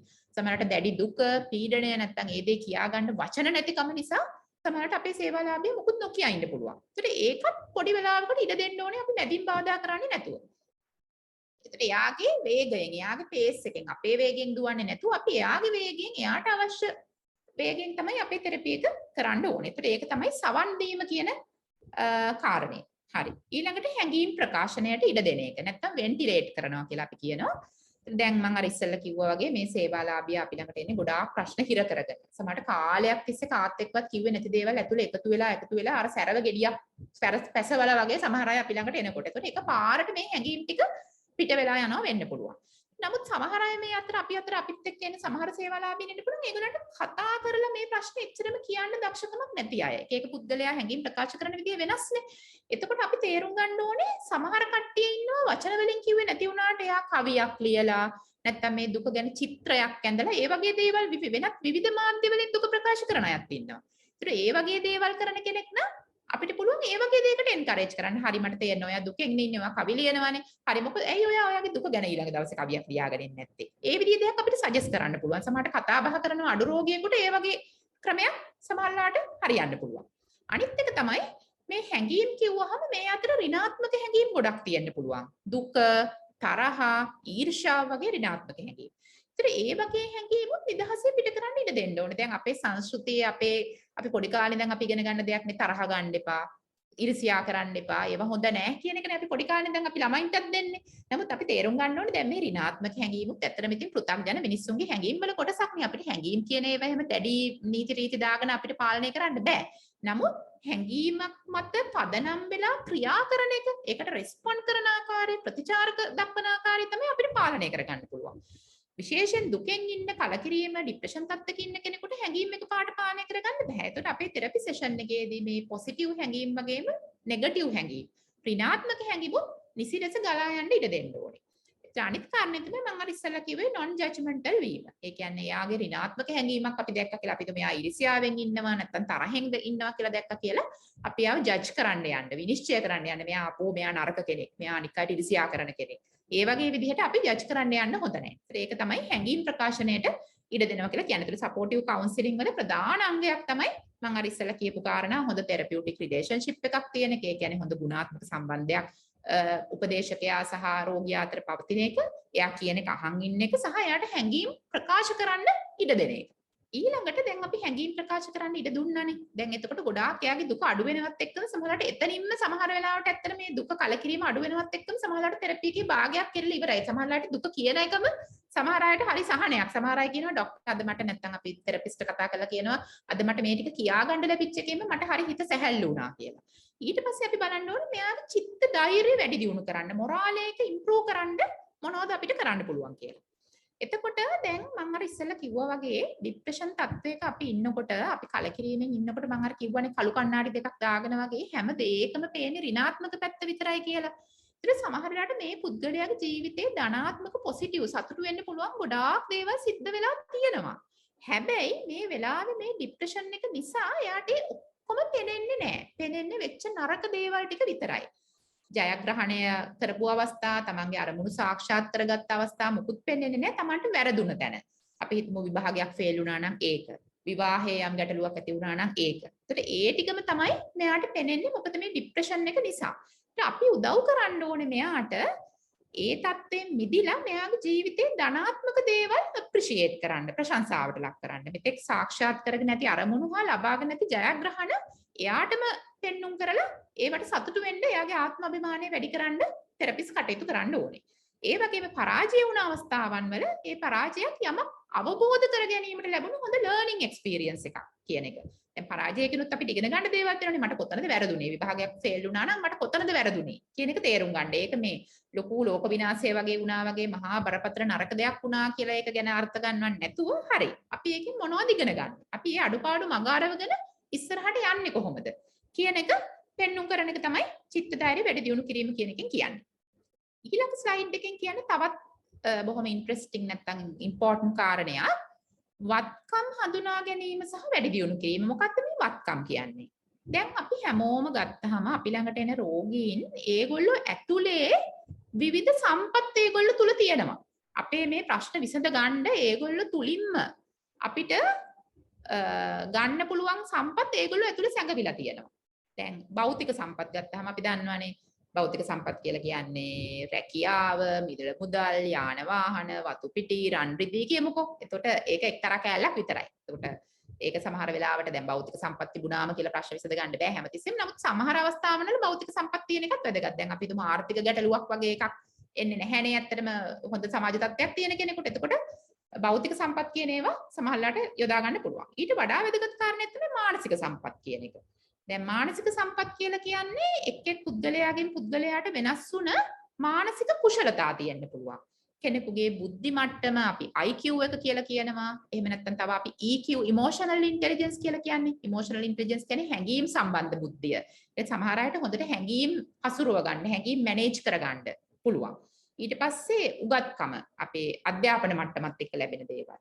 විවිධ මානසික කුශලතාවයන් මේ විදිහට තියෙන්න පුළුවන්. ඒතකොට මේ මානසික සම්පතු අපිට යොදා ගන්න පුළුවන් මේ ප්‍රශ්න විසඳ ගන්න. ඊළඟට සමාජීය සම්පත්. සමාජීය සම්පත් කියලා කියන්නේ සමාජයේ සමාජ තත්වය, පවුල කට්ටිය, යාළු මිත්‍රාදීන්, නෑයෝ, වැඩ කරන තැන යාළුවෝ ආදී වශයෙන් ප්‍රශ්නයක් විසඳ ගැනීමට උදව් ගන්න පුළුවන් තව කට්ටිය ඉන්න පුළුවන්. ඊළඟට අධ්‍යාත්මික සම්පත්. අධ්‍යාත්මික සම්පත් කියලා කියන්නේ කෙනෙකුගේ ගුණධර්ම, එතකොට ආගමික විශ්වාසයන් වගේ දේවල්. එතකොට අපි මේ ප්‍රශ්නේ විසඳ ගන්න අපි අර ඉස්සෙල්ලා කියපු විදිහට අර චිත්ත ධෛර්යය වැඩි දියුණු කරන්න, මොරාල් එක ඉම්ප්‍රූව් කරන්න මේ ප්‍රශ්නේ විසඳ ගන්න මේ කියන ලද මේ පුද්ගලයා තුළම සැඟවීගත්තු වත්කම් හඳුනා ගැනීම වැදගත්. මම අර ඉස්සෙල්ලා කිව්වා වගේ සමහර විට මේ පුද්ගලයාටම අමතක වෙලා මට මේ සම්පත් තියෙනවානේ. මේ ප්‍රශ්නේ විසඳ ගන්න කියලා. මොකද ડિප්‍රෙෂන් එකක ඉන්නකොට ඍණාත්මක පැත්තමයි පේන්නේ. Tamanට තියෙන දේවල්වත් මේවා මට තියෙනවනේ කියන එක යාට තේරුම් ගන්න අමාරුයි. ඒත් තෙරපිස්ට්ගේ කාර්යය තමයි ඔයාට මෙන්න මේ සම්පත් තියෙනවා. මේවා උපයෝගී කරගෙන අපි මේ ප්‍රශ්න විසඳගමු කියන එක යාට හේතු ගන්නලා දෙන එක.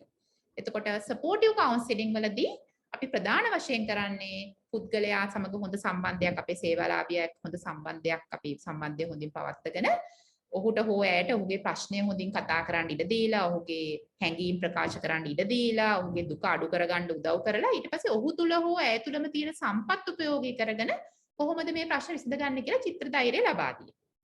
හැබැයි මේකෙදි ප්‍රධාන වශයෙන් සපෝට් කිරීම සහාය දීමක් තමයි වෙන්නේ. ප්‍රශ්න විසඳ ගන්න කෙලින්ම ප්‍රශ්න හඳුනගෙන මේ ප්‍රශ්න එකින් එක හඳුනගෙන ප්‍රශ්න විසඳ ගන්න උදව් කිරීමට වඩා මේ කාලය තුළ අවශ්‍ය ඉමෝෂනල් සපෝට් එක ලබා දීම තමයි සපෝටිව් කවුන්සලින් වල කරන්නේ. හරි. අපි සමහර ප්‍රශ්න වලට මුහුණ දෙන අයට සපෝට් කිරීම පමණක් ප්‍රමාණවත් නොවෙන්න පුළුවන්. දැන් අපි හිතමුකෝ යම්කිසි පුද්ගලයෙක් ප්‍රශ්න ගොඩක හිර වෙලා ඉන්නේ කියලා.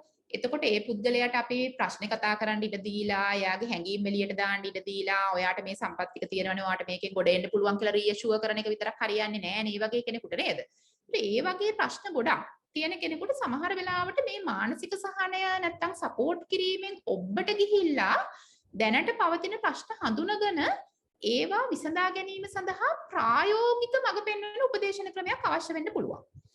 එතකොට මේ problem solving counseling කියන එක මම අර ඉස්සෙල්ලා කියපු supportive counseling නැත්තම් supportive psychotherapy වලින් ටිකක් ඔබට ගිය වඩා ක්‍රමානුකූල සහ ව්‍යුහගත තෙරපි ක්‍රමයක්. ක්‍රමානුකූල හා ව්‍යුහගත කියන්නේ more organized, more focused. ඒ කියන්නේ හරියට ප්‍රශ්න හඳුනගෙන ප්‍රශ්න ටික විසඳ ගන්න focused උදව්වක් ලබා දීම තමයි කරන්නේ. දැන් මේ රූපෙන් මේක තව පෙන්눔 කරනවා මම හිතන්නේ ඔයගලන්ට පේනවා ඇති. දැන් මේ සේවාලාභියාගේ පේනවා ඇති. එයාගේ ප්‍රශ්න හරියට මේ නූල් රෝද කීපයක් එකට පැටලිලා වගේ තියෙන්නේ. රෝස පාටයි, නිල් පාටයි, කළු පාටයි ඔක්කොම ටික එකට පැටලිලා එයාවත් දන්නේ නැහැ මොන ප්‍රශ්නද මට තියෙන්නේ. ප්‍රශ්නවල මුලක් මැදක් අගක් පේන්නේ නැහැ. සමහරවිට අපි ළඟට එන රෝගීන් ඒ වගේ. ඉතින් අපි problem solving counseling වලදී ඇත්තටම කරන්නේ therapist මුලින්ම රෝගියාට උදව් කරනවා හරි මට තියෙන ප්‍රශ්න ටික මොනවද දැන් ප්‍රශ්න වලින් ගොඩාක් මිරිකිලා ඉන්නකොට සමහරවිට ප්‍රශ්න මොනවද කියලා තේරෙන්නේ නැහැ හැඟීම් ටික තමයි එළියට එන්නේ එපා වෙලා කලකිරිලා තරහ යනවා නිදාගන්නේ නැහැ කෑම පිරියක් නැහැ වැඩවලට අවධානය යොමු කරන්න බෑ ඔය වගේ ලක්ෂණ ටිකක් එක්ක එන්නේ. ඒතර අපි බලන්න ඕනේ හරි මේවට හේතු වුණ ප්‍රශ්න ටික මොනවද? ඒ ප්‍රශ්න තේරුම් අරගෙන මේ ප්‍රශ්න එකින් එක පැටලිලි ලියාගෙන ප්‍රශ්න ටික මොනවද කියලා හඳුනා ගන්න එක තමයි මුලින්ම කරන්නේ. අපි ඊළඟ ස්ලයිඩ් එකට යමු. එතකොට මේකේ තියෙන ස්ටෙප්ස් ටික තමයි මේ කියන්නේ. ඒතර මුලින්ම මානසික පීඩනයට හේතුකාරක වන දැනට මුහුණ දෙන ප්‍රශ්න එකින් එක හඳුනා ගන්න අපි මඟ පෙන්නනවා. මම අර ඉස්සලා කිව්වා වගේ නූල් රෝදේ පැටලුම් ටික දැන් අපි ලියා ගන්න උදව් කරනවා. ඊට පස්සේ අපි ප්‍රශ්න ලිස්ට් එකක් හදා ගන්න ඕනේ. මුලින්ම විසඳාගත යුතු ප්‍රශ්න හා පසුව විසඳාගත යුතු ප්‍රශ්න වෙන් කර ගැනීමට හැකිවන පරිදි තීව්‍රතාවය අනුව ප්‍රශ්න පෙළගස්ස ගන්නවා. තීව්‍රතාවය කියන්නේ ඉක්මනින් විසඳ ගන්න ඕනේ. ඊටාම දැඩි ප්‍රශ්නේ මොකද්ද? ඊට පස්සේ ඔයාලට මොකක්ද දෙන ප්‍රශ්නේ? ඊට පස්සේ මොකද්ද? ඔය ආදි වශයෙන් දැන් මේ ක්‍රමයේ ඇත්තටම ගැලපෙන්නේ ප්‍රශ්න ගොඩකට මුහුණ දෙන පුද්ගලයෙකුට. හරි? problem solving counseling වැදගත් වෙන්නේ ප්‍රශ්න ගොඩකට මුහුණ දීම නිසා මේ මානසික පීඩනයට ලක් වුණ කෙනෙකුට. එතකොට ප්‍රශ්න ටික මුලින්ම තේරුම් ගත්තා. ඊට පස්සේ මේ ප්‍රශ්න අපි කියනවා ලිස්ට් කරන්න ඔයා problem ලිස්ට් එකක් අපි හදමු එකතු වෙලා. අපි තෙරපිස්ට් සහ අපේ සේවාලාභියා එකතු වෙලා අපි සජෙස්ට් කරන්නේ ඇත්තටම අපි එයා තුලින් මේව ගන්න ඕනේ. අපි කියනවා හරි. මොකද්ද ඔයාලට වැඩියෙන්ම බලපාන ප්‍රශ්නේ? මොකද්ද ඔයාලට ඉක්මනින්ම විසඳෙන්න ඕනේ ප්‍රශ්නේ? ඔය ආදි වශයෙන්. ඊට පස්සේ එක් ප්‍රශ්නේ විසඳ ගන්න පුළුවන් වෙන විදිහට ප්‍රායෝගික ක්‍රමෝපායන් හඳුනා ගන්න ඕනේ.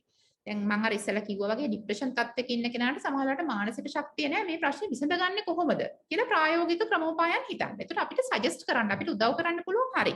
අපි මේ ප්‍රශ්නේ විසඳගන්න අපිට මෙන්න මේ වගේ දෙයක් කරන්න පුළුවන් වෙයිනේ. ඒ විදිහට. ඊට පස්සේ අපි මුලින්ම විසඳාගත යුතු ප්‍රශ්නේ තෝරගෙන අපි අදාළ ක්‍රමවේදය අනුගමනය කරන්න යට දිරිමත් කරනවා. ඊට පස්සේ අපි ඊළඟ විසිට් එකේදී බලනවා හරි. ඔයා දැන් මේ කියපු ප්‍රශ්නෙට අපි අර කියපු ක්‍රමෝපාය අනුගමනය කරාද? මොකද උනේ? කොහොමද රිසල්ට් එක? ප්‍රගතිය සමාලෝචනය කරනවා නැත්නම් රිවිවිං ඔෆ් රිසල්ට් කියලා කියනවා. අපි මොකද්ද උනේ කියලා බලනවා. අපි ඊළඟ ස්ලයිඩ් එකට යමු. ඊට පස්සේ අපි හිතමු දැන් අපි ඒ කරපු ක්‍රමෝපාය නිසා ඒ ප්‍රශ්නේ විසඳුණා කියලා, අපේක්ෂා කළ ප්‍රතිඵලය ලැබුණා කියලා. ඊළඟට අපි යනවා ලිස්ට් එකේ දෙවෙනි ප්‍රශ්නෙට. ඊළඟ ගැටලුව තෝරගෙන අපි ඒකටත් අපි අදාළ ක්‍රමෝපායක් අපි හිතලා ඒක අනුගමනය කරනවා. ඒතර ඔය විදිහට එකින් එක යන්න පුළුවන්. නමුත් අපි හිතමු අපි මුලින් කරපු ක්‍රමෝපායට අපේ ප්‍රශ්න විසඳුන්නේ නැහැ කියලා මොන හරි හේතුවක් නිසා. එතකොට අපිට plan B එකක් තියෙන්න ඕනේ. ඒ කියන්නේ අපි කරපු ක්‍රමෝපාය ගැලපෙන්නේ නැත්නම් මොකද්ද අපිට ඊළඟට ගන්න පුළුවන් step එක. ඔය ආදී වශයෙන්. ඒතර ඔය විදිහට therapy sessions කිහිපයක් ඇතුළත මේ තෝරගත්ත ගැටලු සියල්ල හඳුනගෙන ඒවා එකින් එකට ඒවා විසඳ ගන්න ක්‍රමෝපායන් අරගෙන ඒවා එකින් එක ක්‍රමෝපායන් ක්‍රියාත්මක කරන්න ක්ලයන්ට් දිරිමත් කරන එක තමයි අපි problem solving counselling එකේ කරන්නේ. දැන් මම පොඩි case scenario එකක් අරගෙන කියන්නම් කොහොමද අපි මේක කරන්නේ. දැන් අපි මෙහෙම theory knowledge එක ඉගෙන ගත්තට මේක practical session එකකදී කොහොමද කරන්නේ කියන එක අපි තේරුම් ගන්න ඕනේනේ. මම පොඩි case scenario එකක් හැදුවා මේකට ගැලපෙන්න. ඔන්න ඉන්නවා ලක්මාල් කියලා පිරිමි ළමයෙක් අවුරුදු 23ක විතර. එයා දැනට ඉංජිනේරු පීඨයේ 3 වන වසරේ සිසුවෙක් විදිහට ඉගෙන ගන්නවා. එයාට පහුගිය මාස ඇතුළත තුල ප්‍රශ්න ගොඩකට මුහුණ දෙන්න වුණා. මනෝ සමාජීය ගැටලු කීපයකට ඔන්න එයාට මුහුණ දෙන්න වුණා. ඒකින්ද එයා දැඩි මානසික ආතතියකින් දැන් ඉන්නේ. එයාගේ තාත්තා ළඟදී රියානතුරකට ලක් වෙලා රෝගාතුර වෙලා දැන් බෙඩ් බවුන්ඩ් වෙලා ඇඳට වෙලා තමයි ඉන්නේ. ඒතර එයාගේ තාත්තා රස්සාව කරන්නෙත් නැහැ. දැන් ප්‍රතිකාර වලටත් ගොඩාක් වියදම් අධිකයි. එතකොට මේ දරුවා ලක්මාල් ආර්ථික ගැටලු ගොඩකට මුහුණ දීලා තියෙනවා. ඒතර එයාගේ අධ්‍යාපන කටයුතු කරගන්නත් අමාරුයි මේ ආර්ථික ගැටලු නිසා. ඊළඟට දැන් මේ ලක්මාල් කලින් පහසුව තකා විශ්වවිද්‍යාලයට ආසන්නයේ කුලී නිවසක තමයි නතර වෙලා අධ්‍යාපන කටයුතු කරේ. හැබැයි දැන් තාත්තා ඇක්සිඩන්ට් වුණාට පස්සේ අම්මට තනියම ගෙදර වැඩ කටයුතු කරගන්න බැරි නිසා සහ තාත්තව රැක බලා ගන්න උදව් කරන්න ඕන නිසා ඔන්න ලක්මාල් ගෙදර ඉඳන් විශ්වවිද්‍යාලයට යන්න පටන් ගත්තා මේ මාස 3 ඇතුළත. ඒතර මේකට ගොඩාක් වෙලා යනවා. පැය 2-3ක් යනවා විශ්වවිද්‍යාලයට බස් එකේ ට්‍රැවල් කරන්න. ඒතර පාඩම් වැඩ කටයුතු මෙයාගේ අඩාල වෙලා දැන් ලකුණුත් අඩු වෙලා ලොකු ප්‍රශ්න ගොඩක් යුනිවර්සිටි එකේ. ගෙදරත් ප්‍රශ්න යුනිවර්සිටි එකේ ප්‍රශ්න දැන් මේ ළඟට. ඒතර ඊට අමතරව දැන් මේ ඉංග්‍රීසි බසින් ලෙක්චර්ස් කරනකොට මෙයා ගමක දරුවෙක් මෙයාගේ ඉංග්‍රීසි නොලෙජ් එකත් ඇත්තට හොඳ නැහැ. මෙයා කියනවා මට දේශන තේරුම් ගන්නත් අමාරුයි. ඒතර මේ ඔක්කොම නිසා මෙයා හරි දැඩි කලකිරීමකින් දැඩි ආතතියකින් එන්නේ. මෙයාගේ යාළුවන්ට පේනවා මෙයා දැන් ලෙක්චර්ස් වලදී එච්චර උනන්දු වෙන්නේ මේ ඉන්නේ වෙන කල්පනාවක ඉන්නේ කනවත් අඩුයි තරහ යනවා ආදී වශයෙන් ડિප්‍රෙෂන් එකේ ලක්ෂණ. එතකොට ඔන්න දැන් මෙයාගේ මිත්‍රයෝ තේරුම් ගන්නවා මෙයාට උදව් අවශ්‍යයි අපේ යාළුවට කියලා මනෝ උපදේශකවරයෙක් වෙත යොමු කරනවා. දැන් එතකොට මේ කේස් සිනාරියෝ එක බලපුවම ඕගලන්ට පේනවා ඇති මේ දරුවා ප්‍රශ්න ගොඩක හිර වෙලා ප්‍රශ්න ගොඩක මිරිකිලා ඉන්නේ. ඒතර මෙයාට අර සපෝටිව් කවුන්සලින් විතරක් කළා හරියන්නේ නැහනේ. ප්‍රශ්න ටික කතා කරන්න දීලා අපි අහගෙන ඉඳලා අපි යාගේ දුක තුනී කරගන්න පුළුවන් විදිහ දේවල් කියලා එයාගේ තියෙන ප්‍රශ්න විසඳ ගන්න අපි කියන්නේ එයාගේම චිත්ත ධෛර්යය වැඩි දියුණු කරන එක විතරක් හරියන්නේ නැහනේ. මේ ප්‍රශ්න ටික විසඳ ගන්න ප්‍රැක්ටිකල් හෙල්ප් එකක් මේ දරුවට ඕනේනේ. ප්‍රායෝගික උදව් අවශ්‍යයි කියන එක පැහැදිලිනේ මේ ප්‍රශ්න තේරුම් මේ කතාව අහනකොට. මෙන්න මේ වගේ දෙයකට තමයි මේ ප්‍රොබ්ලම් සොල්විං කවුන්සලින් කියන එක වැදගත් වෙන්නේ. අපි දැන් බලමු කොහොමද මෙයාගේ තෙරපිස්ට් මෙයාගේ මනෝ උපදේශකවරයා ප්‍රොබ්ලම් සොල්විං කවුන්සලින් ක්‍රමය මෙයාට අනුගමනය කරන්න කියලා. හරි. එතකොට ඔන්න දැන් මෙයාගේ තෙරපිස්ට් මෙයාගේ කවුන්සිලර් ලක්මාට උදව් කරනවා මුලින්ම ගැටලු ටික හඳුනගෙන තීව්‍රතාවය අනුව ගැටලු ටික ලයිස්තුගත කරනවා. ඒතර මෙයා තෙරපි සෙෂන් එකේදී කියනවා හරි පුතා මට තේරෙනවා ඔයා ප්‍රශ්න ගොඩක ඉන්නේ. අපි දැන් ලක්මාල් ඉන්නේ ප්‍රශ්න ගොඩක මිරිකිලා එයාට තේරෙන්නේ මොනවද තියෙන ප්‍රශ්න ටික කියලා. ඒතර එකින් එක අපි කතා කරලා අපි ප්‍රශ්න ටික ලයිස්තුගත කරනවා තීව්‍රතාවය අනුව. ඒතර ලක්මාල් කියනවා මේ වෙලාවේ මට තියෙන ලොකුම ප්‍රශ්නේ තමයි මේ ආර්ථික ගැටලුව. තාත්තා ඇක්සිඩන්ට් වුණාට පස්සේ රස්සාවක් නැති වුණා. දැන් බේත් වලටත් ගොඩක් සල්ලි යනවා. මට ආර්ථික ගැටලු ගොඩක් තියෙනවා. ඒක පළවෙනි ප්‍රශ්නේ. දෙවෙනි ප්‍රශ්නේ තමයි දැන් මේ තාත්තව බලා ගන්න අම්මට තනියම බෑනේ අම්මා ගෙදර තනියම. ඒතර අම්මට උදව්වට කවුරුවක්වත් නැහැ මට යන්න වෙලා තියෙන්නේ ඒක නිසා. ඒක තමයි දෙවෙනි ප්‍රශ්නේ. තුන්වෙනි ප්‍රශ්නේ දැන් මේ විදිහට ගෙදර ඉඳන් විශ්වවිද්‍යාලයට යනකොට අධික කාලයක් වැය වෙනවා. මට පාඩම් කරන්න කාලෙ මදි මට ලකුණු අඩු වෙනවා. ඊට පස්සේ ඒ අතර එයා කියනවා මේ ඉංග්‍රීසි භාෂාව හොඳට බැරි එකත් මට මේ අධ්‍යාපන කටයුතු හොඳට කරගෙන යන්න බැරි වෙන්න හේතුවක්. ඒතර ඔන්න දැන් අපි ප්‍රශ්න ටික ලිස්ට් අවුට් කරගත්තා. ලක්මාලට තියෙන ප්‍රශ්න ටික. දැන් අපි බලමු දැන් අපි තීව්‍රතාවය අනුව ලයිස්තුගත කරගෙන තියෙන්නේ. දැන් අපි හිමින් බලමු මේ එක එක ප්‍රශ්නෙට අපිට ප්‍රැක්ටිකලි මොනවද මේ ප්‍රශ්න විසඳ ගන්න කරන්න පුළුවන් ක්‍රමෝපායන්. අපි ඊළඟ ස්ලයිඩ් එකට යමු. හරි. එතකොට දැන් පියාගේ රියානතුරින් පසු ඇති වූ ආර්ථික ගැටලු. ආර්ථික ගැටලු වලනේ දැන් මේ දරුවා ඉන්නේ. ඒකට අපිට එයාට දැන් මෙහෙමයි. මේවා ඇත්තටම එයා තුලින්මයි අපි මේ ක්‍රමෝපායනුත් ගන්න ඕනේ. අපි සජෙස්ට් කරනවම නෙමෙයි අපි යත් එක්ක කතා කරලා මම අර ඉස්සෙල්ලා සපෝටිව් කවුන්සලින් වල කතා කරපු සම්පත් කියන එක වැදගත් වෙන්නේ මෙතෙන්ද. ඒතර එක් එක් පුද්ගලයාට මම කියවන්නේ තියෙන වත්කම්, භෞතික වත්කම්, මානසික වත්කම්, සමාජීය වත්කම්, මේ ආධ්‍යාත්මික වත්කම් තියෙනවා කියලා. ඒතර මේ ඔහු ඇයට තියෙන සම්පත් තුලින්මයි අපි මේ ක්‍රමෝපායන් වලට එන්න ඕනේ. දැන් ආර්ථික ගැටලුවක් නම් අපි හරි. කොහොමද දැන් මේ ආර්ථික ගැටලුව අපිට විසඳ ගන්න පුළුවන්? මොනවද අපිට කරන්න පුළුවන්? විශ්වවිද්‍යාලයෙන් අපිට ශිෂ්‍යත්වයකට අයදුම් කරන්න පුළුවන් නේද? ඒතර ඒක අපි බලමු දැන් ඒක හරි ගියේ නැත්නම් දැන් අපි ක්‍රමෝපායන් කීපයක් තියෙන්න ඕනේ plan A plan B කියලා. ඒක හරි ගියේ නැත්නම් අපිට පුළුවන් ටික කාලයකට ණයක් ඉල්ල ගන්න. මිතුරෙකුගෙන් හරි නෑදෑයෙකුගෙන් හරි. එතකොට ඊට පස්සේ අපි ගත්තොත් දෙවෙනි ප්‍රශ්නේ. දැන් රෝගාතුර පියා රැක බලා ගැනීමට මවට සහාය වීමට කෙනෙක් නැති එක ප්‍රශ්නයක්. ඒතර ඒකට මොකද අපි කරන්නේ? එතකොට දැන් ලක්මාලට මේ යන්න වෙන්නේ ඒකනේ. අපි බලමු දැන් ඔන්න ඔතනදී තමයි අර සමාජීය සම්පත් කියන එක වැදගත් වෙන්නේ. මෙයාට ඉන්නවද කවුරු හරි නෑයෙක් හරි යාළුවෙක් හරි කවුරු හරි ළඟ උදව් කරන්නේ. එතකොට එයා කියනවා ළඟ ගෙදරක නැන්ද කෙනෙක් ඉන්නවා ඕන්නම් ඉතින් අහලා බලන්නත් පුළුවන් මං කරදර වෙයි කියලා හිතලා ඇහුවේ නැත්තේ වගේ එක. ඊට පස්සේ ලක්මාගේ අක්කා ඔන්න විවාහයෙන් පසුව වෙනම ජීවත් වෙනවා. ඒතර ඕන්නම් පුළුවන් අපිට මේක හරි ගියේ නැත්තම් නැන්දා උදව් කරන්න කැමති වුණේ නැත්තම් අක්කට තාත්තව එක්කගෙන ගිහිල්ලා උදව් කරන්න පුළුවන්ද වගේ එකක් බලන්න. ඒතර දැන් මේවා බලනකොට එකපාරට හිතෙන්න පුළුවන් මේවා හරි සිම්පල් දේවල් නේ. මේවා සජෙස්ට් කරන්න මේවා හරි සරල දේවල් නේ. ඇත්තටම මේවා මේ ළමයාට තනියම තේරුම් ගන්න පුළුවන් දේවල් නේ. මේවා සජෙස්ට් කරන්න තෙරපිස්ට් කෙනෙක් ඕනද, කවුන්සිලර් කෙනෙක් ඕනද කියලා. නමුත් මම අර ඉස්සෙල්ලා කිව්වා වගේ ડિප්‍රෙෂන් තත්ත්වයක ඉන්නකොට ප්‍රශ්න ටික ඔක්කොම අර පටලවලා නූල් රෝද ටිකක් එකට පැටලිලා වගේ තියෙනකොට සමහර වෙලාවට ඔහුට හෝ ඇයට ඇයගේ කල්පනාව ඒ තරම් ඒකෙන් ප්‍රශ්න වලින් මිරිකිලා තියෙනකොට ඔහුට හෝ ඇයට මේ සරල දේවල් ඔලුවට එන්නේ නෑ වෙන්න පුළුවන්. සහ අර හැමතිස්සෙම ඍණාත්මකව නෙගටිව්ලි හිතන නිසා සමහර වෙලාවට මේ දේවල් මේක හරියන්නේ නැති වෙයි, මට කවුරුත් උදව් කරන්නේ නැති වෙයි. ඒ වගේ ඍණාත්මකව හිතනවා වෙන්න පුළුවන්. එතකොට ඒ වගේ වෙලාවක තෙරපිස්ට්ගේ කාර්යභාරය, කවුන්සිලර්ගේ කාර්යභාරය තමයි මේ ප්‍රශ්න ටික හඳුනගෙන මේවට ප්‍රායෝගිකව කරන්න පුළුවන් ක්‍රමෝපායන් මොනවද කියලා මේ අපේ සේවාලාභියත් එක්ක එකතු වෙලා ඒ ක්‍රමෝපායන් තේරුම් ගන්න එක හඳුන ගන්න එක තමයි අපි ප්‍රොබ්ලම් සොල්විං කවුන්සලින් එකේ කරන්නේ. අපි ඊළඟ මේ ස්ලයිඩ් එකට යමු. හරි. ඒතර ඊළඟ ස්ලයිඩ් එකේ ඊළඟ ප්‍රශ්නේ තමයි මෙයා කිව්වා දැන් මේ අධික කාලයක් වැය වෙනවා ගෙදර ඉඳන් යන්න එන්න. ඒකට දැන් මොකද කරන්නේ? දැන් කලින් රෙන්ට් එකට ගියක් අරගෙන හිටියා. නමුත් දැන් සල්ලි ප්‍රශ්න හින්දා ඒක ඉන්නත් බෑ. දැන් අම්මා තනියම නිසා ආවා ගියා. දැන් අපි හිතමු අපි දෙවෙනි ප්‍රශ්නෙත් අර විදිහට විසඳගත්තා කියලා. අපි හිතමු ඔන්න දැන් දෙවෙනි ප්‍රශ්නේ අක්කා හරි නැන්ද හරි කැමති වුණා බලා ගන්න. ඒතර එහෙමනම් මොකද අපි දැන් මේකට කරන්නේ? ඒතර විශ්වවිද්‍යාලයේ නේවාසිකාගාර පහසුකම් සඳහා අයදුම් කරන්න පුළුවන්. එහෙම නැත්නම් ඒක හරි ගියේ නැත්නම් අපි හිතමු මේක කල් යනවා කියලා ටිකක් මාස 6-7ක් යනවා කියලා ඒ වැඩේට. එහෙමනම් අපිට ඔයාලට බැරිද යාළුවෙකුගෙන් පොඩ්ඩක් අහලා බලන්න නිවසේ නතර වෙන්න වගේ එකක් අපිට සජෙස්ට් කරන්න පුළුවන්. ඊළඟ එක තමයි ඉංග්‍රීසි භාෂා ප්‍රවීණතාවයේ අඩුකම නිසා අධ්‍යාපන කටයුතු අපහසු වීම කියලා. යා කිව්වා මගේ ඉංග්‍රීසි නොලෙජ් එක හොඳ නෑ, මම ෆ්ලුවන්ට් මදි, මට හොඳට කතා කරන්න බෑ, ලෙක්චර්ස් තේරෙන්නේ නෑ. ඒතර ඒ වගේ වෙලාවක අපිට සජෙස්ට් කරන්න පුළුවන් හරි දැන් ඉතින් එහෙමනම් අපි ඒක ඉම්ප්‍රූව් කරගන්න කටයුතු කරන්න ඕනනේ. දැන් ඒ වගේ එකට ඇත්තටම ප්‍රැක්ටිකල් හෙල්ප් එකක් අවශ්‍යනේ. අපි නිකන් සපෝට් කරලා කියන එක අහගෙන හිටියා කියලා හරියන්නේ නැහැ. ඒතර ඒ වගේ ඒවට අපි ප්‍රායෝගික උදව් අවශ්‍යයි. ඒතර ඒ වගේ වෙලාවක අපි සජෙස්ට් කරන්න පුළුවන් හරි අමතර පන්තියකට යන්න උත්සාහ කරමු. එහෙම නැත්නම් අමතර පන්තියකට යන්න වෙලා නැත්නම් ඔන්ලයින් ක්‍රමයට තියෙන ඉංග්‍රීසි පන්තියකට සහභාගී වෙමු. ඔය ආදී වශයෙන් අපිට පුළුවන් ප්‍රැක්ටිකලි මේ ප්‍රශ්න විසඳ ගන්න මොනවද මේ සේවාලාභියාට කරන්න පුළුවන් කියලා ඒ ප්‍රශ්න ටික තේරුම් අරගෙන ඒවට අදාළ ක්‍රමෝපායන් සේවාලාභියත් එක්කම එකතු වෙලා ඔහුට හෝ ඇයට ගැළපෙන විදිහට ඔහු හෝ ඇය ළඟ තියෙන සම්පත් වලට ගැළපෙන විදිහට ක්‍රමෝපායන් ටිකක් සජෙස්ට් කරලා ඒවා එකින් එක කරන්න එන්කරේජ් කරන එක තමයි ප්‍රොබ්ලම් සොල්විං කවුන්සලින් වල ප්‍රධානම අරමුණ. ඒතර මම ඉස්සෙල්ලා කිව්වා වගේ මේ ප්‍රොබ්ලම් සොල්විං කවුන්සලින් ගොඩක්ම ගැළපෙන්නේ ප්‍රශ්න කිහිපයකට මුහුණ දීලා ඒ ප්‍රශ්න කිහිපයම නිසා මානසික පීඩනයට ලක් වෙලා ඉන්න අය. අනිත් කාරණේ තමයි දැන් මේ ප්‍රොබ්ලම් සොල්විං කවුන්සලින් කරා කියලා එකෙන් කියවෙන්නේ නැහැ අපි ඒක ඇතුලේ ඒක මතම හිර වෙලා ඉන්නවා කියලා. දැන් ඒ අතර අර සපෝටිව් කවුන්සලින් කියන එකේ ටෙක්නික්ස් උත් අපිට පාවිච්චි කරන්න පුළුවන් මේ අතර. ඒ කියන්නේ එයා කියන එක අහගෙන ඉන්න එක, එයාගේ චිත්ත ධෛර්යය වැඩි වෙන විදිහට කටයුතු කරන එක, එයාගේ ජයග්‍රහණ සහ එයා සාක්ෂාත් කරගත් අරමුණු ප්‍රශංසා කරන එක, ඒ සපෝට් කරන ගමන්ම තමයි මේ ප්‍රොබ්ලම් සොල්විං කවුන්සලින් එකක් කරන්නේ. ඒතර ඒ විදිහට තමයි අපි ප්‍රොබ්ලම් සොල්විං කවුන්සලින් කියන එක ක්‍රියාත්මක කරන්නේ. මම හිතනවා ඒක තේරෙන්න ඇති කියලා හැමෝටම මොනවා හරි ප්‍රශ්නයක් තියෙනවා නම්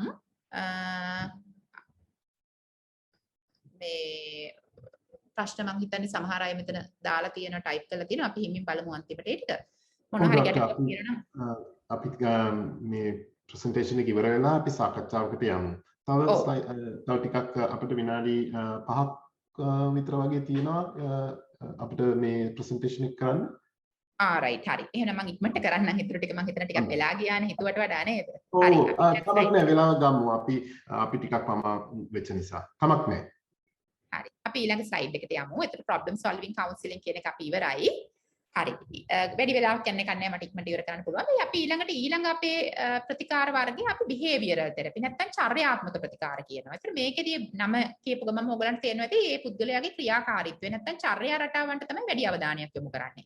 දැන් යම්කිසි කෙනෙක් විෂාදයෙන් ඉන්නකොට ડિප්‍රෙෂන් එකකින් ඉන්නකොට ඔයගොල්ලෝ දැකලා ඇති කලින් ආසාවෙන් කරපු දේවල් ගොඩක් අතෑරලා සමාජීය සම්බන්ධතා වලින් දුරස් වෙලා තනියම ඔහේ ඉන්න බලනවනේ. ඒ කියන්නේ අපි සෝෂලි අයිසොලේට් වෙලා විද්‍රෝ වෙලා ඉස්සර ආසාවෙන් කරපු දේවල් කරන්නේ නැහැ. එයාගේ හැසිරීම රටාවේ ලොකු වෙනස්කම් වෙනවා. එතකොට දැන් මෙහෙම වෙනකොට එයාගේ ජීවිතයේ ඵලදායීභාවය සහ ගුණාත්මක බව අඩු වෙනවනේ. එතකොට එහෙම වෙන්න එයාගේ ආත්මාභිමානය තව අඩු වෙලා විෂාදිත තත්ත්වය තව උග්‍ර වෙනවා. මේකට අපි කියනවා විෂස් සයිකල් එකක් කියලා. මේ විදිහට දැන් ડિප්‍රෙෂන් තත්ත්වය නිසා තමයි එයා මේ කලින් කරපු දේවල් කරන එක නවත්තලා ඔහේ පැත්තකට වෙලා ඉන්න බලන්නේ. ඊට පස්සේ එහෙම කිරීම නිසා කලින් කරපු තමන් සතුටු වෙන තමන් එන්ජොයි කරන තෘප්තියක් ලැබෙන වැඩ නොකර ඔහේ ඉන්නකොට තව මූඩ් එක පල්ලෙහාට බහිනවා.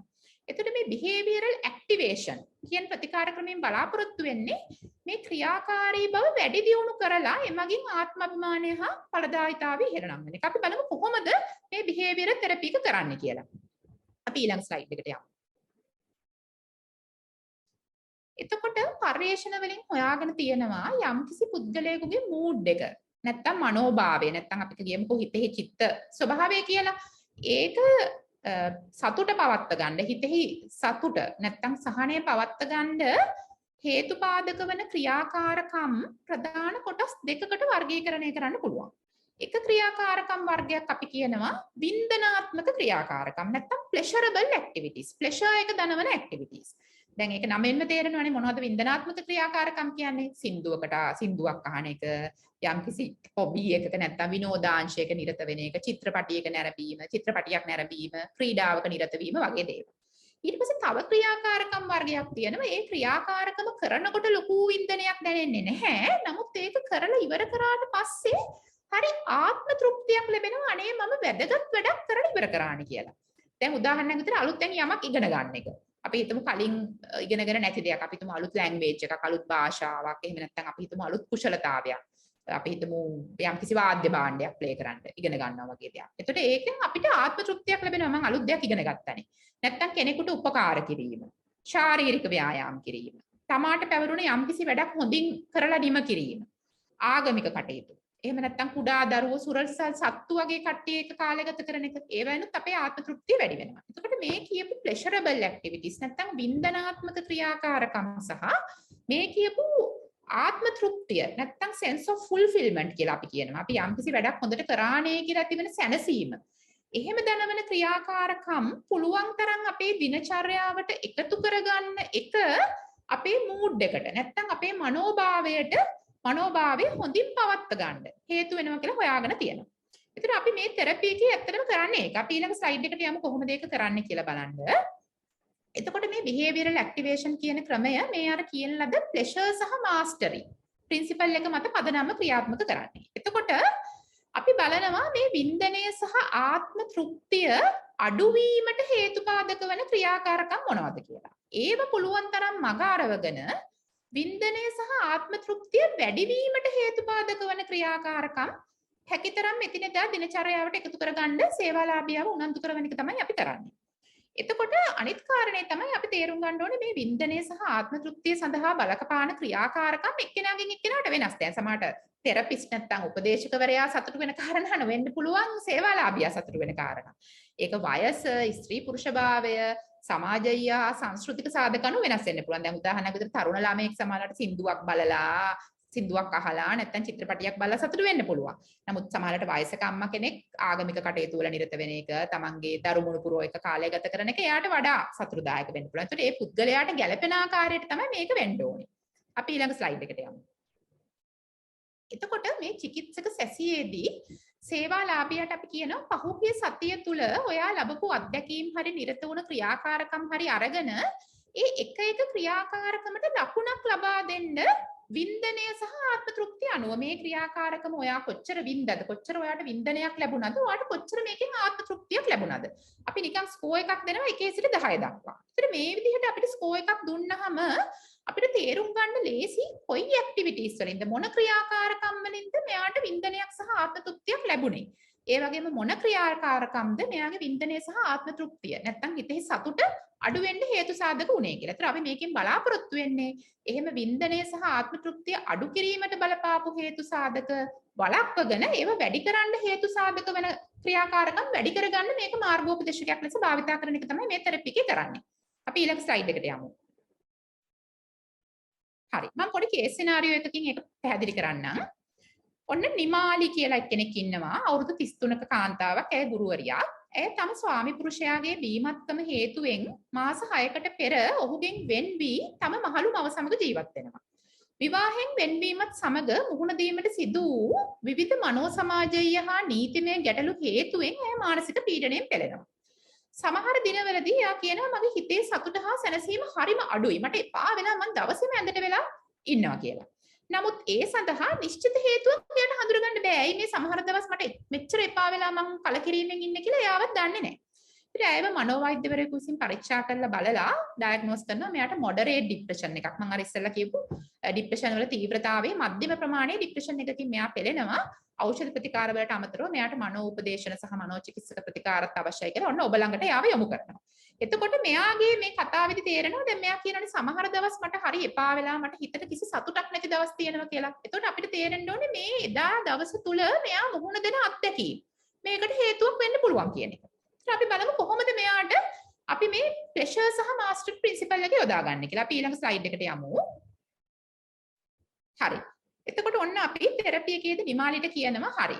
නිමාලි දැන් ඔයා ගිය සතිය ඇතුළත ඔයා මුහුණ දුන්න අත්දැකීම් අපි හිමින් එකිනෙක මතක් කරගන්න බලමු. අපි ගත්තු සඳුදා දවස. එතකොට අපි යාට කියනවා පොඩි ටයිම් ටේබල් එකක් වගේ හදන්න මේ දවසේ මේ වෙලාවල් තුල මොනවද ඔයා කරේ? දැන් අපි උදේ 8 ඉඳන් 9 වෙනකම් 9 ඉඳන් 10 වෙනකම් සමහරවිට හරියටම ওই ටයිම් ස්ලොට් එකටම ගැලපෙන විදිහට දේවල් හොයාගන්න බැරි වෙයි. නමුත් අපිට රෆ් ගයිඩ් එකක් විදිහට අපි කියනවා හරි මේ වෙලාවේ ඔයා මොනවද කරේ? මේ වෙලාවේ ඔයා මොනවද කරේ? මේ ආදී වශයෙන් අපි කියන ඔයාට හදාගමු අපි පොඩි මේ වෙලාවේදී ඔයා කරපු ක්‍රියාකාරකම් හෝ ඔයා ලැබපු අත්දැකීම් මොනවද කියලා අපි පහුගිය සතිය ඇතුළත. හරි. අපි ඊළඟ ස්ලයිඩ් එකට යමු. හරි. ඔන්න දැන් අපි සඳුදා දවසේ ඔන්න නිමාලි කියනවා මෙන්න මේ දේවල් තමයි කරේ.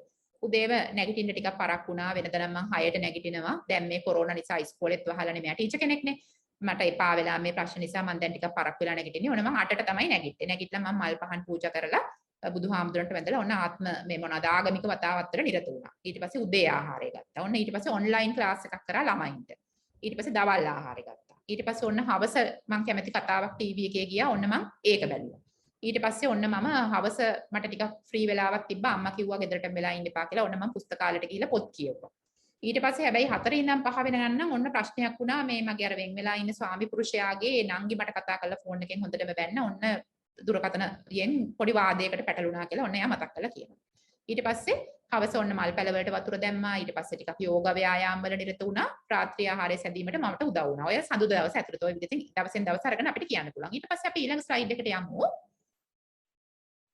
හරි ඒක මම හිතන්නේ එකින් එක ක්ලික් කරන්න වෙයි. එතකොට ඔන්න දැන් අපි කියනවා නිමාලිට මේ එක ක්‍රියාකාරකම් අරගෙන මේ ක්‍රියාකාරකම් වලට ලකුණක් දෙන්න කොච්චර වින්දනයක් නැත්තම් ප්ලෙෂර් P අකුරෙන් පෙන්නන්නේ ඒක කොච්චර වින්දනයක් ඔයාට මේ ක්‍රියාකාරකමෙන් ලැබුණාද සහ කොච්චර ආත්ම තෘප්තියක් මම කියවනේ වින්දනය සහ ආත්ම තෘප්තිය පොඩි වෙනසක් තියෙනවා කියලා. වින්දනය කියන්නේ එන්ජොයිමන්ට් එක. මේක කරනකොට හරි සතුටුයි.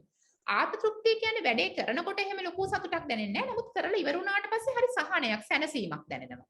ඉතින් එකිනෙක ක්‍රියාකාරකම අරගෙන අපි කියනවා මේ ක්‍රියාකාරකමෙන් ඔයාට කොච්චර ප්ලෙෂර් එකක්ද, කොච්චර මාස්ටරි එකක්ද, ඒ කියන්නේ කොච්චර වින්දනයක්ද, කොච්චර ආත්ම තෘප්තියක්ද කියලා ලකුණක් ලබා දෙන්න කියලා. එතකොට එයා කියනවා ඔන්න උදේම නැගිට ගමන් ආගමික වතාවක් කරා.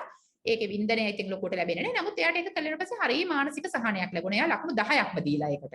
උදේ ආහාරය ගැනීම සාමාන්‍යයි. ඊළඟට මාර්ගස්ථ ක්‍රමයට දරුවන්ට ඉගැන්වීම. එතන මේක බැලුවොත් ඒක කරනකොට ලොකු වින්දනයක් නැහැ. නමුත් කළා ඉවරනාට පස්සේ ඔන්න නැවත හොඳ ආත්ම තෘප්තියක් ලැබිලා තියෙනවා. මම වැදගත් වැඩක් අද කරානේ. ඊට පස්සේ දවල් ආහාරය ගැනීම ඒක එච්චරම සිග්නිෆිකන්ට් නැහැ. ඊළඟට රූපවාහිනියේ තමා කැමති කතාවක් බලලා තියෙනවා. ඔන්න ඒකේ වින්දනය වැඩි. ඒකේ ආත්ම තෘප්තියට වඩා ඒකේ ප්ලෙෂර් එක. ඒකේ සතුට එයාට ලැබිලා තියෙනවා. ඊළඟ එක පුස්තකාලයට ගොස් පොත් කියවීම. ඒකේ ඔන්න වින්දනය සහ ආත්ම තෘප්තිය දෙකම ලැබිච්ච ක්‍රියාකාරකමක් ඒක. ඊට පස්සේ ඔන්න ඊළඟට වෙච්ච දේ නම් හරිම නෙගටිව් ඍණාත්මක දෙයක්. ස්වාමි පුරුෂයාගේ සහෝදරිය සමග දුරකථනයෙන් වාදයකට පැටලුණා. ඉතින් මේක බලනකොට තේරෙනවා ඒකේ වින්දනයත් බිඳුවයි ආත්ම තෘප්තියත් බිඳුවයි. ඒතර ඒක ඉතාම ඍණාත්මක කටයුතු ඍණාත්මක දෙයක් වෙලා තියෙනවා එයාගේ මූඩ් එකට එදා. කියන එක පැහැදිලි. ඒක බලපුවම නේ. හරි. ඊළඟ එක මල් පැලවලට වතුර දැමීම. ඔන්න ඒකත් ආත්ම තෘප්තිය වැඩිපුර ලැබෙන ක්‍රියාවක්. ඊට පස්සේ යෝග ව්‍යායාම වල නිරත වීම. ඒකේ වින්දනය සහ ආත්ම තෘප්තිය දෙකම ලැබිලා තිනවා. ආහාර සෑදීමට අම්මට උදව් කරලා ඒකෙත් ආත්ම තෘප්තිය ලැබිලා තිනවා. අපිට මේක බලනකොට තේරෙනවා සමහර ක්‍රියාකාරකම් තියෙනවා ආත්ම තෘප්තිය වැඩිපුර ලැබෙන ක්‍රියාකාරකම් මේ වගේ ඒවා. ආගමික වතාවත්තර නිරත වීම, දරුවන්ට ඉගැන්වීම. සමහර ක්‍රියාකාරකම් තියෙනවා ගොඩක් ප්ලෙෂර් එකක්, වින්දනයක් ලැබෙන. උදාහරණයක් විදිහට රූපවාහිනියේ තමා කැමති කතාවක් නැරඹීම. සමහර දේවල් තියෙනවා මේ දෙකම ලැබෙන. උදාහරණයක් විදිහට පුස්තකාලයට ගොස් පොත් කියවීම වගේ එකක් ඒ දෙකම ලැබෙනවා. ඒ වගේම අපිට ඉතා වැදගත් දෙයක් තේරුම් ගන්න පුළුවන් සමහර අත්දැකීම් හෝ ක්‍රියාකාරකම් වලින් වින්දනය සහ ආත්ම තෘප්තිය දෙකම ඉතාම අඩු වෙනවා. මේ වාදවලට පැටලෙනවා වගේ දේවල්. ඒක සමහර විට මෙයාර කියවනේ සමහර දවස්වල මට මූඩ් එක ගොඩක් ඩවුන් යන දවස් තියෙනවා මටවත් තේරෙන්නේ නැහැ ඇයි කියලා. ඉතින් මෙන්න මේ වගේ අත්දැකීම් වලට මුහුණ දෙන දවස්වලට තමයි මේක වෙන්නේ කියන එක දැන් අපිට තේරෙනවා. ඒක අපිට විතරක් නෙමෙයි. ඇත්තටම අපි මේ ක්‍රියාකාරකම කරන්නේ අපිට තේරුම් ගන්නම නෙමෙයි. මේ පුද්ගලයාට සේවාලාභියාට මේක තේරුම් කරවන්න ඕන නිසා තමයි අපි මේ ක්‍රියාකාරීත්වය කරන්නේ. ඉතින් මේක ගත්තහම මේක හොඳ ඔබ්ජෙක්ටිව් ස්කේල් එකක්. ඒ කියන්නේ නිකන් අපි සාමාන්‍යයෙන් එදිනදා කටයුතු ගැන හිතනකොට මේකෙන් අපිට පැහැදිලිව පෙන්눔 කරනවා මොන ක්‍රියාකාරකම්ද හිතේ සතුට සහ සැනසීම වැඩි කරන්නේ මෙයාට මොන ක්‍රියාකාරකම්ද හිතේ සතුට සහ සැනසීම අඩු කරන්නේ කියලා. ඒතර මේක හරියට අපිට උදව් කරගන්න පුළුවන් ඉදිරි සති පෙළ ගස්ස ගන්න. එතකොට මෙන්න මේ වගේ දේවල් කරොත් ඔන්න ඔයාට ආත්ම තෘප්තිය සහ සතුට වැඩි වෙනවා. නමුත් මෙන්න මේ වගේ දේවල් පුළුවන් තරම් මග අරින්න. ඔයාගේ නංගි හැර ස්වාමි පුරුෂයාගේ නංගි කතා කරනවා නම් ඉක්මනින් කන්වර්සේෂන් එක ඉවර කරන්න රණ්ඩුවකට යන්න නැතුව. මොකද රණ්ඩුවකට ගියා කියන්නේ ඔයාගේ මූඩ් එක අඩු වෙනවා. කියන එක අපිට පැහැදිලි කරන්න පුළුවන්. එතකොට ඒක හේතු කරගන්න පුළුවන් අපිට මේ පුද්ගලයාගේ මානසික සහනය ඇති කරන්න. එතකොට ඒක තමයි මේ behavioral activation නැත්තම් මේ mastery and pleasure කියන principle එක පදනම්ම කෙනාගේ ක්‍රියාකාරකම් පෙළගස්සනවා කියන එක තමයි ඒකෙන් කියන්නේ. ඒතර ඒක ડિප්‍රෙෂන් තත්ත්වයේ කරන්න පුළුවන් ඒක ප්‍රතිකාර ක්‍රමයක්. හරි අපි ඊළඟ ස්ලයිඩ් එකට යමු.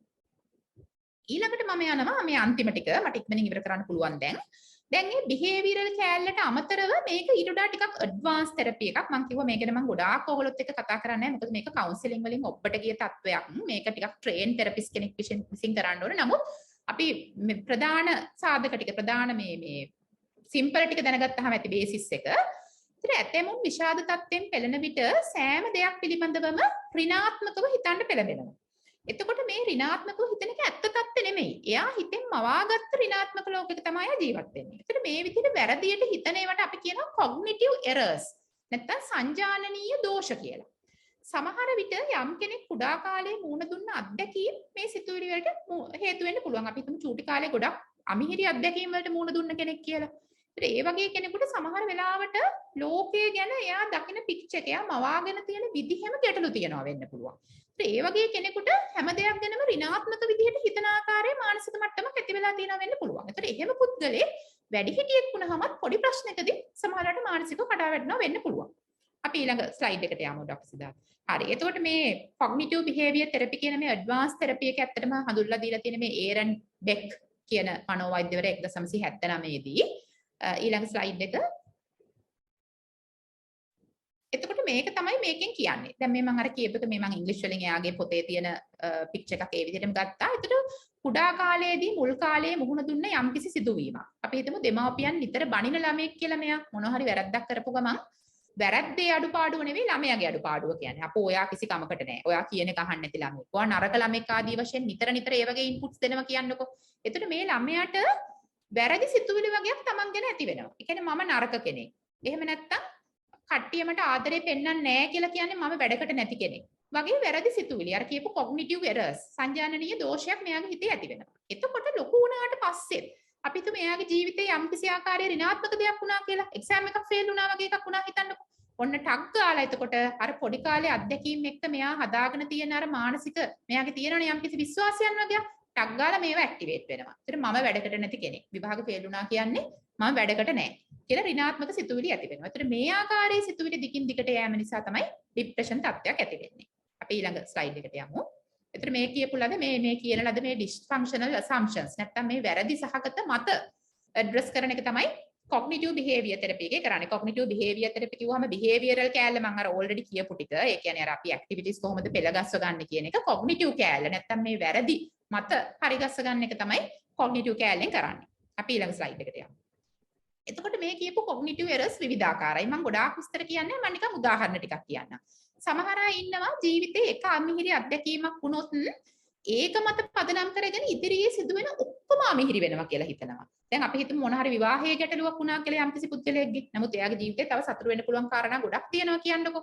හොඳ රස්සාවක් තියෙනවා, හොඳ යාළු මිත්‍රයෝ ඉන්නවා, හොඳ ආර්ථික මට්ටමක් තියෙනවා. නමුත් මේ පුද්ගලයා හිතනවා අයියෝ දැන් මගේ මේ විවාහය අවුල් වෙන නිසා කිසිම වැඩක් නැහැ වගේ. ඒතර අපි ඒකට කියනවා ඕවර් ජෙනරලයිසේෂන්. ඒ කියන්නේ එක ප්‍රශ්නයක් අරගෙන ඒක ජෙනරලයිස් කරනවා මුළු ජීවිතේට. එහෙම නැත්නම් හොඳ හා නරක මිශ්‍ර වූ අත්දැකීම් වල නරක පැත්තම පමණක් දැකීම. දැන් ඕනෙම අත්දැකීමක හොඳ සහ නරක පැති දෙකම තියෙනවානේ. අපි උදාහරණයක් විදිහට හිතමු ඔන්න ට්‍රාන්ස් එකක් හම්බ වෙනවා ඈත පළාතකට. දැන් මට වුණා වගේ දැන් මම කොළඹ වැඩ කර කර ඉඳලා මට ට්‍රින්කොමැලි වලට ට්‍රාන්ස් එකක් හම්බුණානේ. අපි හිතමු ඔන්න එතකොට දැන් ඒක ඍණාත්මක පැත්තටම හිතන්න පුළුවන්නේ. අයියෝ දැන් ගොඩක් ඈත, ගෙදර ඉඳන් ගොඩක් දුර මට යන්න වෙනවා. එතකොට මගේ පවුලෙන් ඈත් වෙලා මට ඉන්න වෙනවා විතර මට නරක පැත්තම ඕනනම් හිතලා මානසික වැටෙන්නත් පුළුවන්. හැබැයි මේකේ සැඟවිලා තියෙන පොසිටිව් පැත්ත දකින්නත් පුළුවන් නේ. මට අලුත් ප්‍රදේශයක වැඩ කරන්න පුළුවන්, අලුත් භාෂා, ටැමිල් භාෂාව වගේ දේවල් ඉගෙන ගන්න අවස්ථාවක් ලැබෙනවා. ලස්සන පරිසරයක් දකින්න පුළුවන්, අලුත් කට්ටිය අඳුර ගන්න පුළුවන්. ගොඩක් දුප්පත් vulnerable population එකකට මගේ සේවය ලබා දෙන්න පුළුවන් ආදී වශයෙන් මට පොසිටිව් පැත්තත් බලන්න පුළුවන්. එතකොට අර මේ cognitive errors තියෙන අය බලන්නේ නෙගටිව් පැත්ත විතරයි.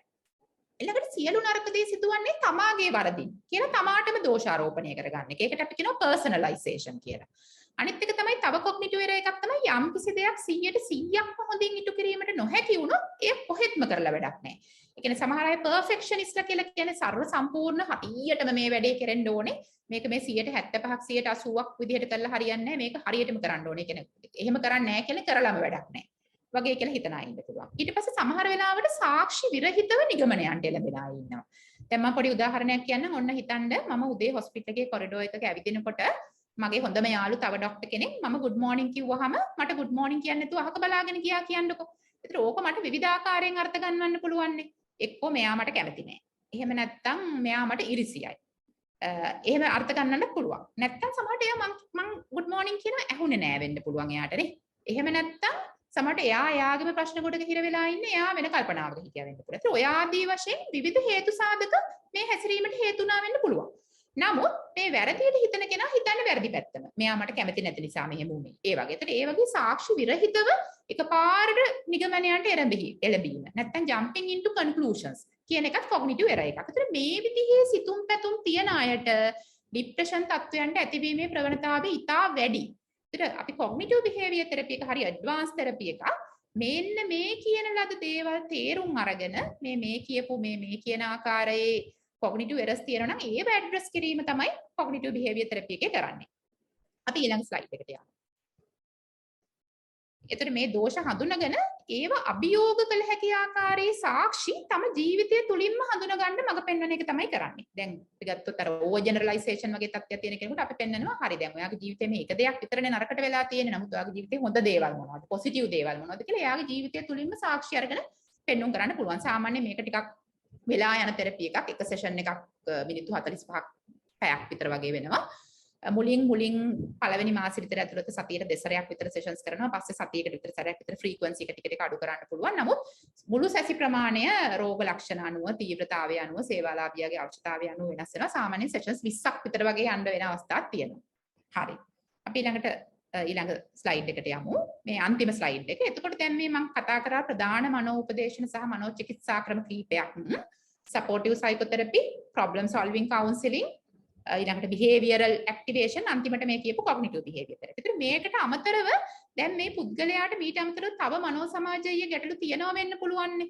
ඒතර ඒ ගැටලු හඳුනගෙන සමහරවිට ඒවට වෙනම තෙරපිස්ුත් මේ අතර කරන්න වෙන්න පුළුවන්. දැන් අපි හිතමු යම්කිසි පුද්ගලයෙක් ඉන්නවා තරහ යෑම ඉතාම වැඩි. ડિප්‍රෙෂන් එකක් තියෙනවා ඒකත් එක්ක තරහ යන. ඒකට ඕගොල්ලෝ මම හිතන්නේ already දන්නවා anger control techniques එහෙම මොනවද කියලා. breathing වගේ දේවල්, එතකොට distraction techniques කියලා අපි කියන්නේ තරහ ගියාම අවධානය වෙන පැත්තකට යොමු කරන එක, එතනින් අයින් වීම, time out එකක් ගැනීම, ඒ වගේ දේවල්. ඊට පස්සේ stress management strategies වගේ ඒවා යොදා ගන්න පුළුවන්. මම හිතන්නේ ඕගොල්ලෝ දන්නවා ඇති අර breathing techniques වගේ ඒවා තියෙන හුස්ම ගැනීම ගැඹුරු හුස්ම ගැනීම තුලින් කොහොමද relax වෙන්නේ කියන එක. ඒ වගේ relaxation technique එකක් මේක ඇතුළට දා ගන්න පුළුවන්. ඊට පස්සේ මත්පැන් සහ මත්ද්‍රව්‍ය භාවිතා කරන කෙනෙක් නම් alcohol and substance counseling උත් අපිට මේක අතර යන්න පුළුවන්. නමුත් depression එක ටිකක් දුරට අඩු වෙලා තියෙන්න ඕනේ මේ මොනවා කරන්නද?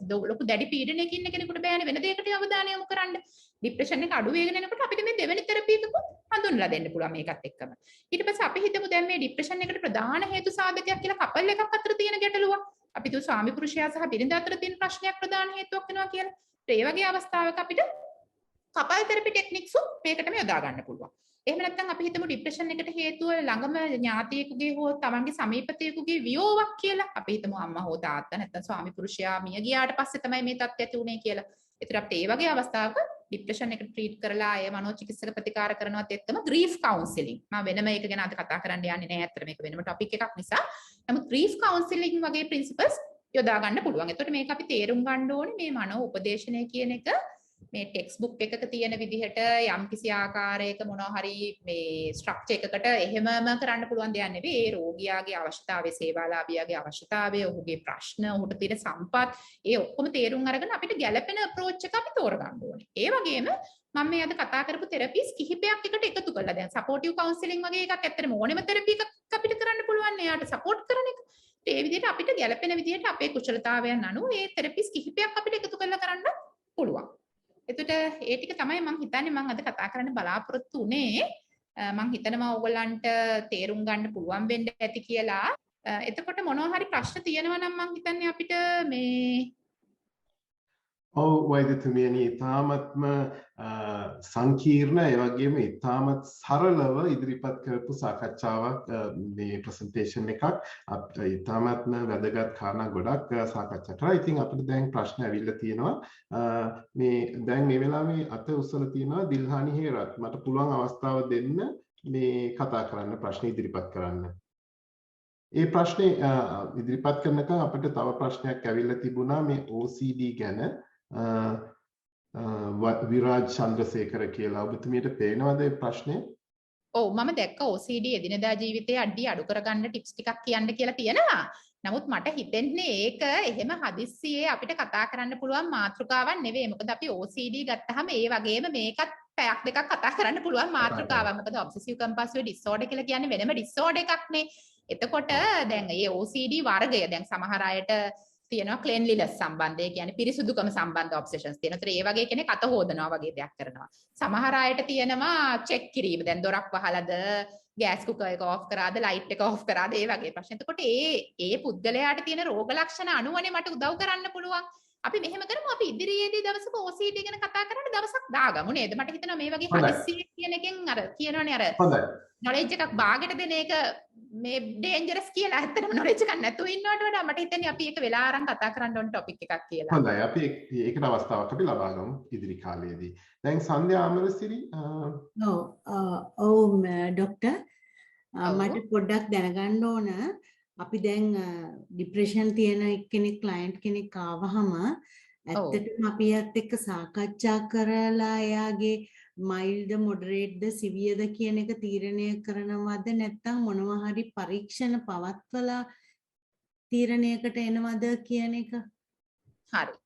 එතකොට දැන් මෙහෙමයි. අපි සාමාන්‍යයෙන් ක්ලිනිකල් සෙටින් එකේදී දැන් අපි කරන එක අපි වෛද්‍යවරයෙක් ළඟට ආවහම අපි සාමාන්‍යයෙන් රෝගියා එක්ක කතා කරනකොට අර මම ඉස්සෙල්ලා කියපු ක්‍රයිටීරියා මම කියවනේ මේජර් ක්‍රයිටීරියා කියලා. ඒ කියන්නේ හිතේ කලකිරීම නැත්තම් දුක, ශරීර ශක්තිය අඩුවීම, කලින් ආසාවෙන් කරපු දේවල් කරන්න ආසාව අඩුවීම වගේ ඒවා මේජර් ක්‍රයිටීරියා. ඊට පස්සේ ඊටු ටික මයිනර් ක්‍රයිටීරියා. ඒතට ඒ වගේ අඩු වැඩි භාවය අනුව අපිට යම්කිසි අදහසක් ගන්න පුළුවන් මේක මයිල්ඩ් මොඩරේට්ද සිවියර්ද කියලා. සාමාන්‍යයෙන් අපි එදිනදා ජීවිතයේදී මේක වර්ගීකරණය කරන්න එහෙම ඔබ්ජෙක්ටිව් ටූල්ස් අපි භාවිතා කරන්නේ නැහැ. ඒක ලංකාවේ විතරක් නෙමෙයි වෙන රටවල් වලත් සාමාන්‍ය ක්ලිනිකල් සෙටින් එකේදී ඒක භාවිතා කරන්නේ නැහැ. ගොඩක් වෙලාවට ඒ ටූල්ස් භාවිතා කරන්නේ දැන් ඔය බෙක් ડિප්‍රෙෂන් ස්කේල් වගේ තියෙනවා විවිධ. ඒකට වෙනම ඔබ්ජෙක්ටිව් ටූල්ස් තියෙනවා. ඒවා සාමාන්‍යයෙන් අපි පාවිච්චි කරන්නේ ගොඩක් වෙලාවට රිසර්ච් වගේ අවස්ථාවන් වල.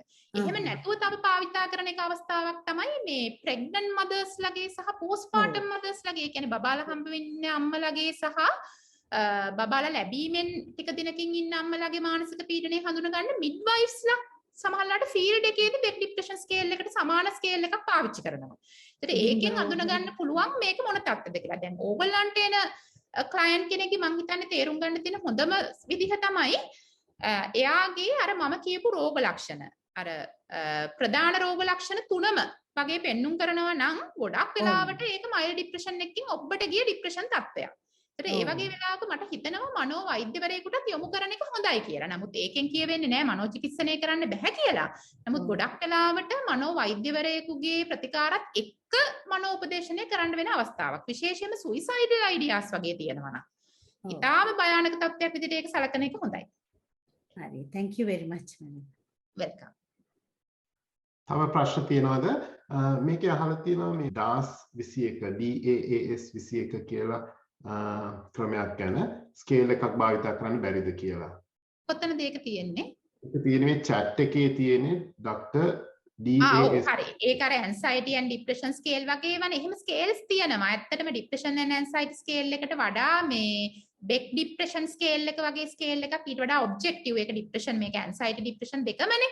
නමුත් අර මම අර ඉස්සෙල්ලා කිව්වා වගේ අපි ඒ වගේ scales ඇත්තටම පාවිච්චි කරන්නේ මේ ගොඩක් අර රිසර්ච් වගේ. ඒ කියන්නේ අපි ඔය පර්යේෂණ වගේ ඒවට. නමුත් දැන් ඕගලන්ට එහෙම ප්‍රැක්ටිස් එකක් තියෙනවා නම් අපි හිතමු ඕගලන්ට එහෙම ඔබ්ජෙක්ටිව්ලි ડિප්‍රෙෂන් එක මැනගෙන වෛද්‍යවරයෙකුට යොමු කරන්න පුළුවන් නම් ඕගොල්ලෝ ප්‍රැක්ටිස් වෙලා ට්‍රේන් වෙලා නම් හරියට ඒ ස්කේල් එක යූස් කරන්න කරාට කමක් නැහැ. නමුත් යම්කිසි ස්කේල් එකක් යූස් කරන්න ඒ සම්බන්ධයෙන් යම්කිසි ප්‍රැක්ටිස් එකක් තිබිය යුතුයි. මොකද නැත්නම් අපි ඒ ස්කේල් එක හරියටම පාවිච්චි කරනවා නොවෙන්න පුළුවන් මේක ස්කෝර් කරනකොට. ඒතර එහෙම ට්‍රේනින් එකක් ලැබලා ඒ වගේ ස්කේල් එකක් පාවිච්චි කරන එකේ වරදක් මම දකින්නේ නැහැ. හොඳයි. තව ප්‍රශ්න තියෙනවද? අත උස්සන්න ප්‍රශ්නයක් තියෙනවා නම් ඔබට chat box එකකින් දාන්න පුළුවන්. එහෙම නැතිනම් අපි විනාඩියක් විතර බලමු. ඊටාම උද්‍යෝගයෙන් සමන් දීපු සාකච්ඡාවක් මේක. හරිම වැදගත් කරුණු ගොඩාක් සාකච්ඡා කරා. මම මේ ෆීල්ඩ් එකේ නැති වුණත් ගොඩාක් දේවල් ඉගෙන ගත්තා. ඉතින් ඉතාමත් සතුටුයි ඔබතුමියට අපත් සමග සම්බන්ධ වීමට හැකියාව ලැබීම ගැන මේ සම්බන්ධයෙන් කාලය වෙන් කිරීම ගැන PowerPoint slide presentation එකක් හදන්න ගොඩාක් වෙලා යනවා. සෑහෙන වෙලාවක් මේ වෙනුවෙන් ගත කරන්න ඕනේ. ඉතින් ඒ ඔක්කොටම ඒ වැය කරපු කාලේ ඉතාමත් වැදගත්. මම හිතන්නේ අප හා සම්බන්ධ වෙන මෙම කවුන්සලර්ස්ලා ඉතාමත්ම අගය කරනවා මේ සේවාව. ඉතින් අපි ඉදිරියේදීත් මේ වගේ තවත් සාකච්ඡාවකින් ඔබ සමග සම්බන්ධ වෙන්න බලාපොරොත්තු වෙනවා වෛද්‍යතුමියත් සමග.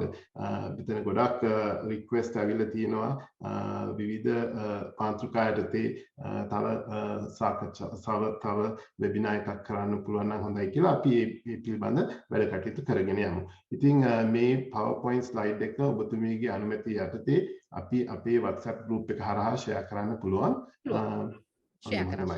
ඊට අමතරව මෙම වෙබිනාර් එක අපි රෙකෝඩ් කරා. මේක අපි පසුගියමදී YouTube channel එකට අපි මේ සතිය ඇතුළත යොමු කිරීමට බලාපොරොත්තු වෙනවා. එතකොට සහභාගී වීමට නොහැකි අයට සහ නැවතත් මෙයට සම්බන්ධ වීමට අවස්ථාව ලැබෙනවා. ඉතින් ඔබතුමියට අපි ඉතාමත්ම ස්තුතිවන්ත වෙනවා. ඒ වගේම අපි මතු දිනයක ඔබතුමියත් සමග නැවත සම්බන්ධ වීමේ අපේක්ෂාවෙන් අද දින සංවාදය මෙතනින් සමාප්ත කරනවා. බොහොම ස්තුතියි ඔයගලන්ටත් මට මේ අවස්ථාව ලබා දුන්න එක සහ බොහොම සංයමයෙන් දීර්ඝ ලෙක්චර් එකක් අහන් සිටීම සහ අර මුලින් ඇති වුණ තාක්ෂණික දෝෂය විද දරාගත්තට මම ස්තුතිවන්ත වෙනවා ඔයගොල්ලෝටම. අපි ඉදිරියේදී නැවත සැසියකින් හමු වෙමු. හොඳයි. එහෙනම් අපි අපේ සතියේ සින්දුවට යොමු මේ අවස්ථාවේදී ඔබ සැමට සුබ රාත්‍රියක්. අපි නැවතත් ලබන ඉරිදා 8:30ට මේ වගේම සංවාදයකින් නැවතත් හමු වෙමු. ආයුබෝවන්.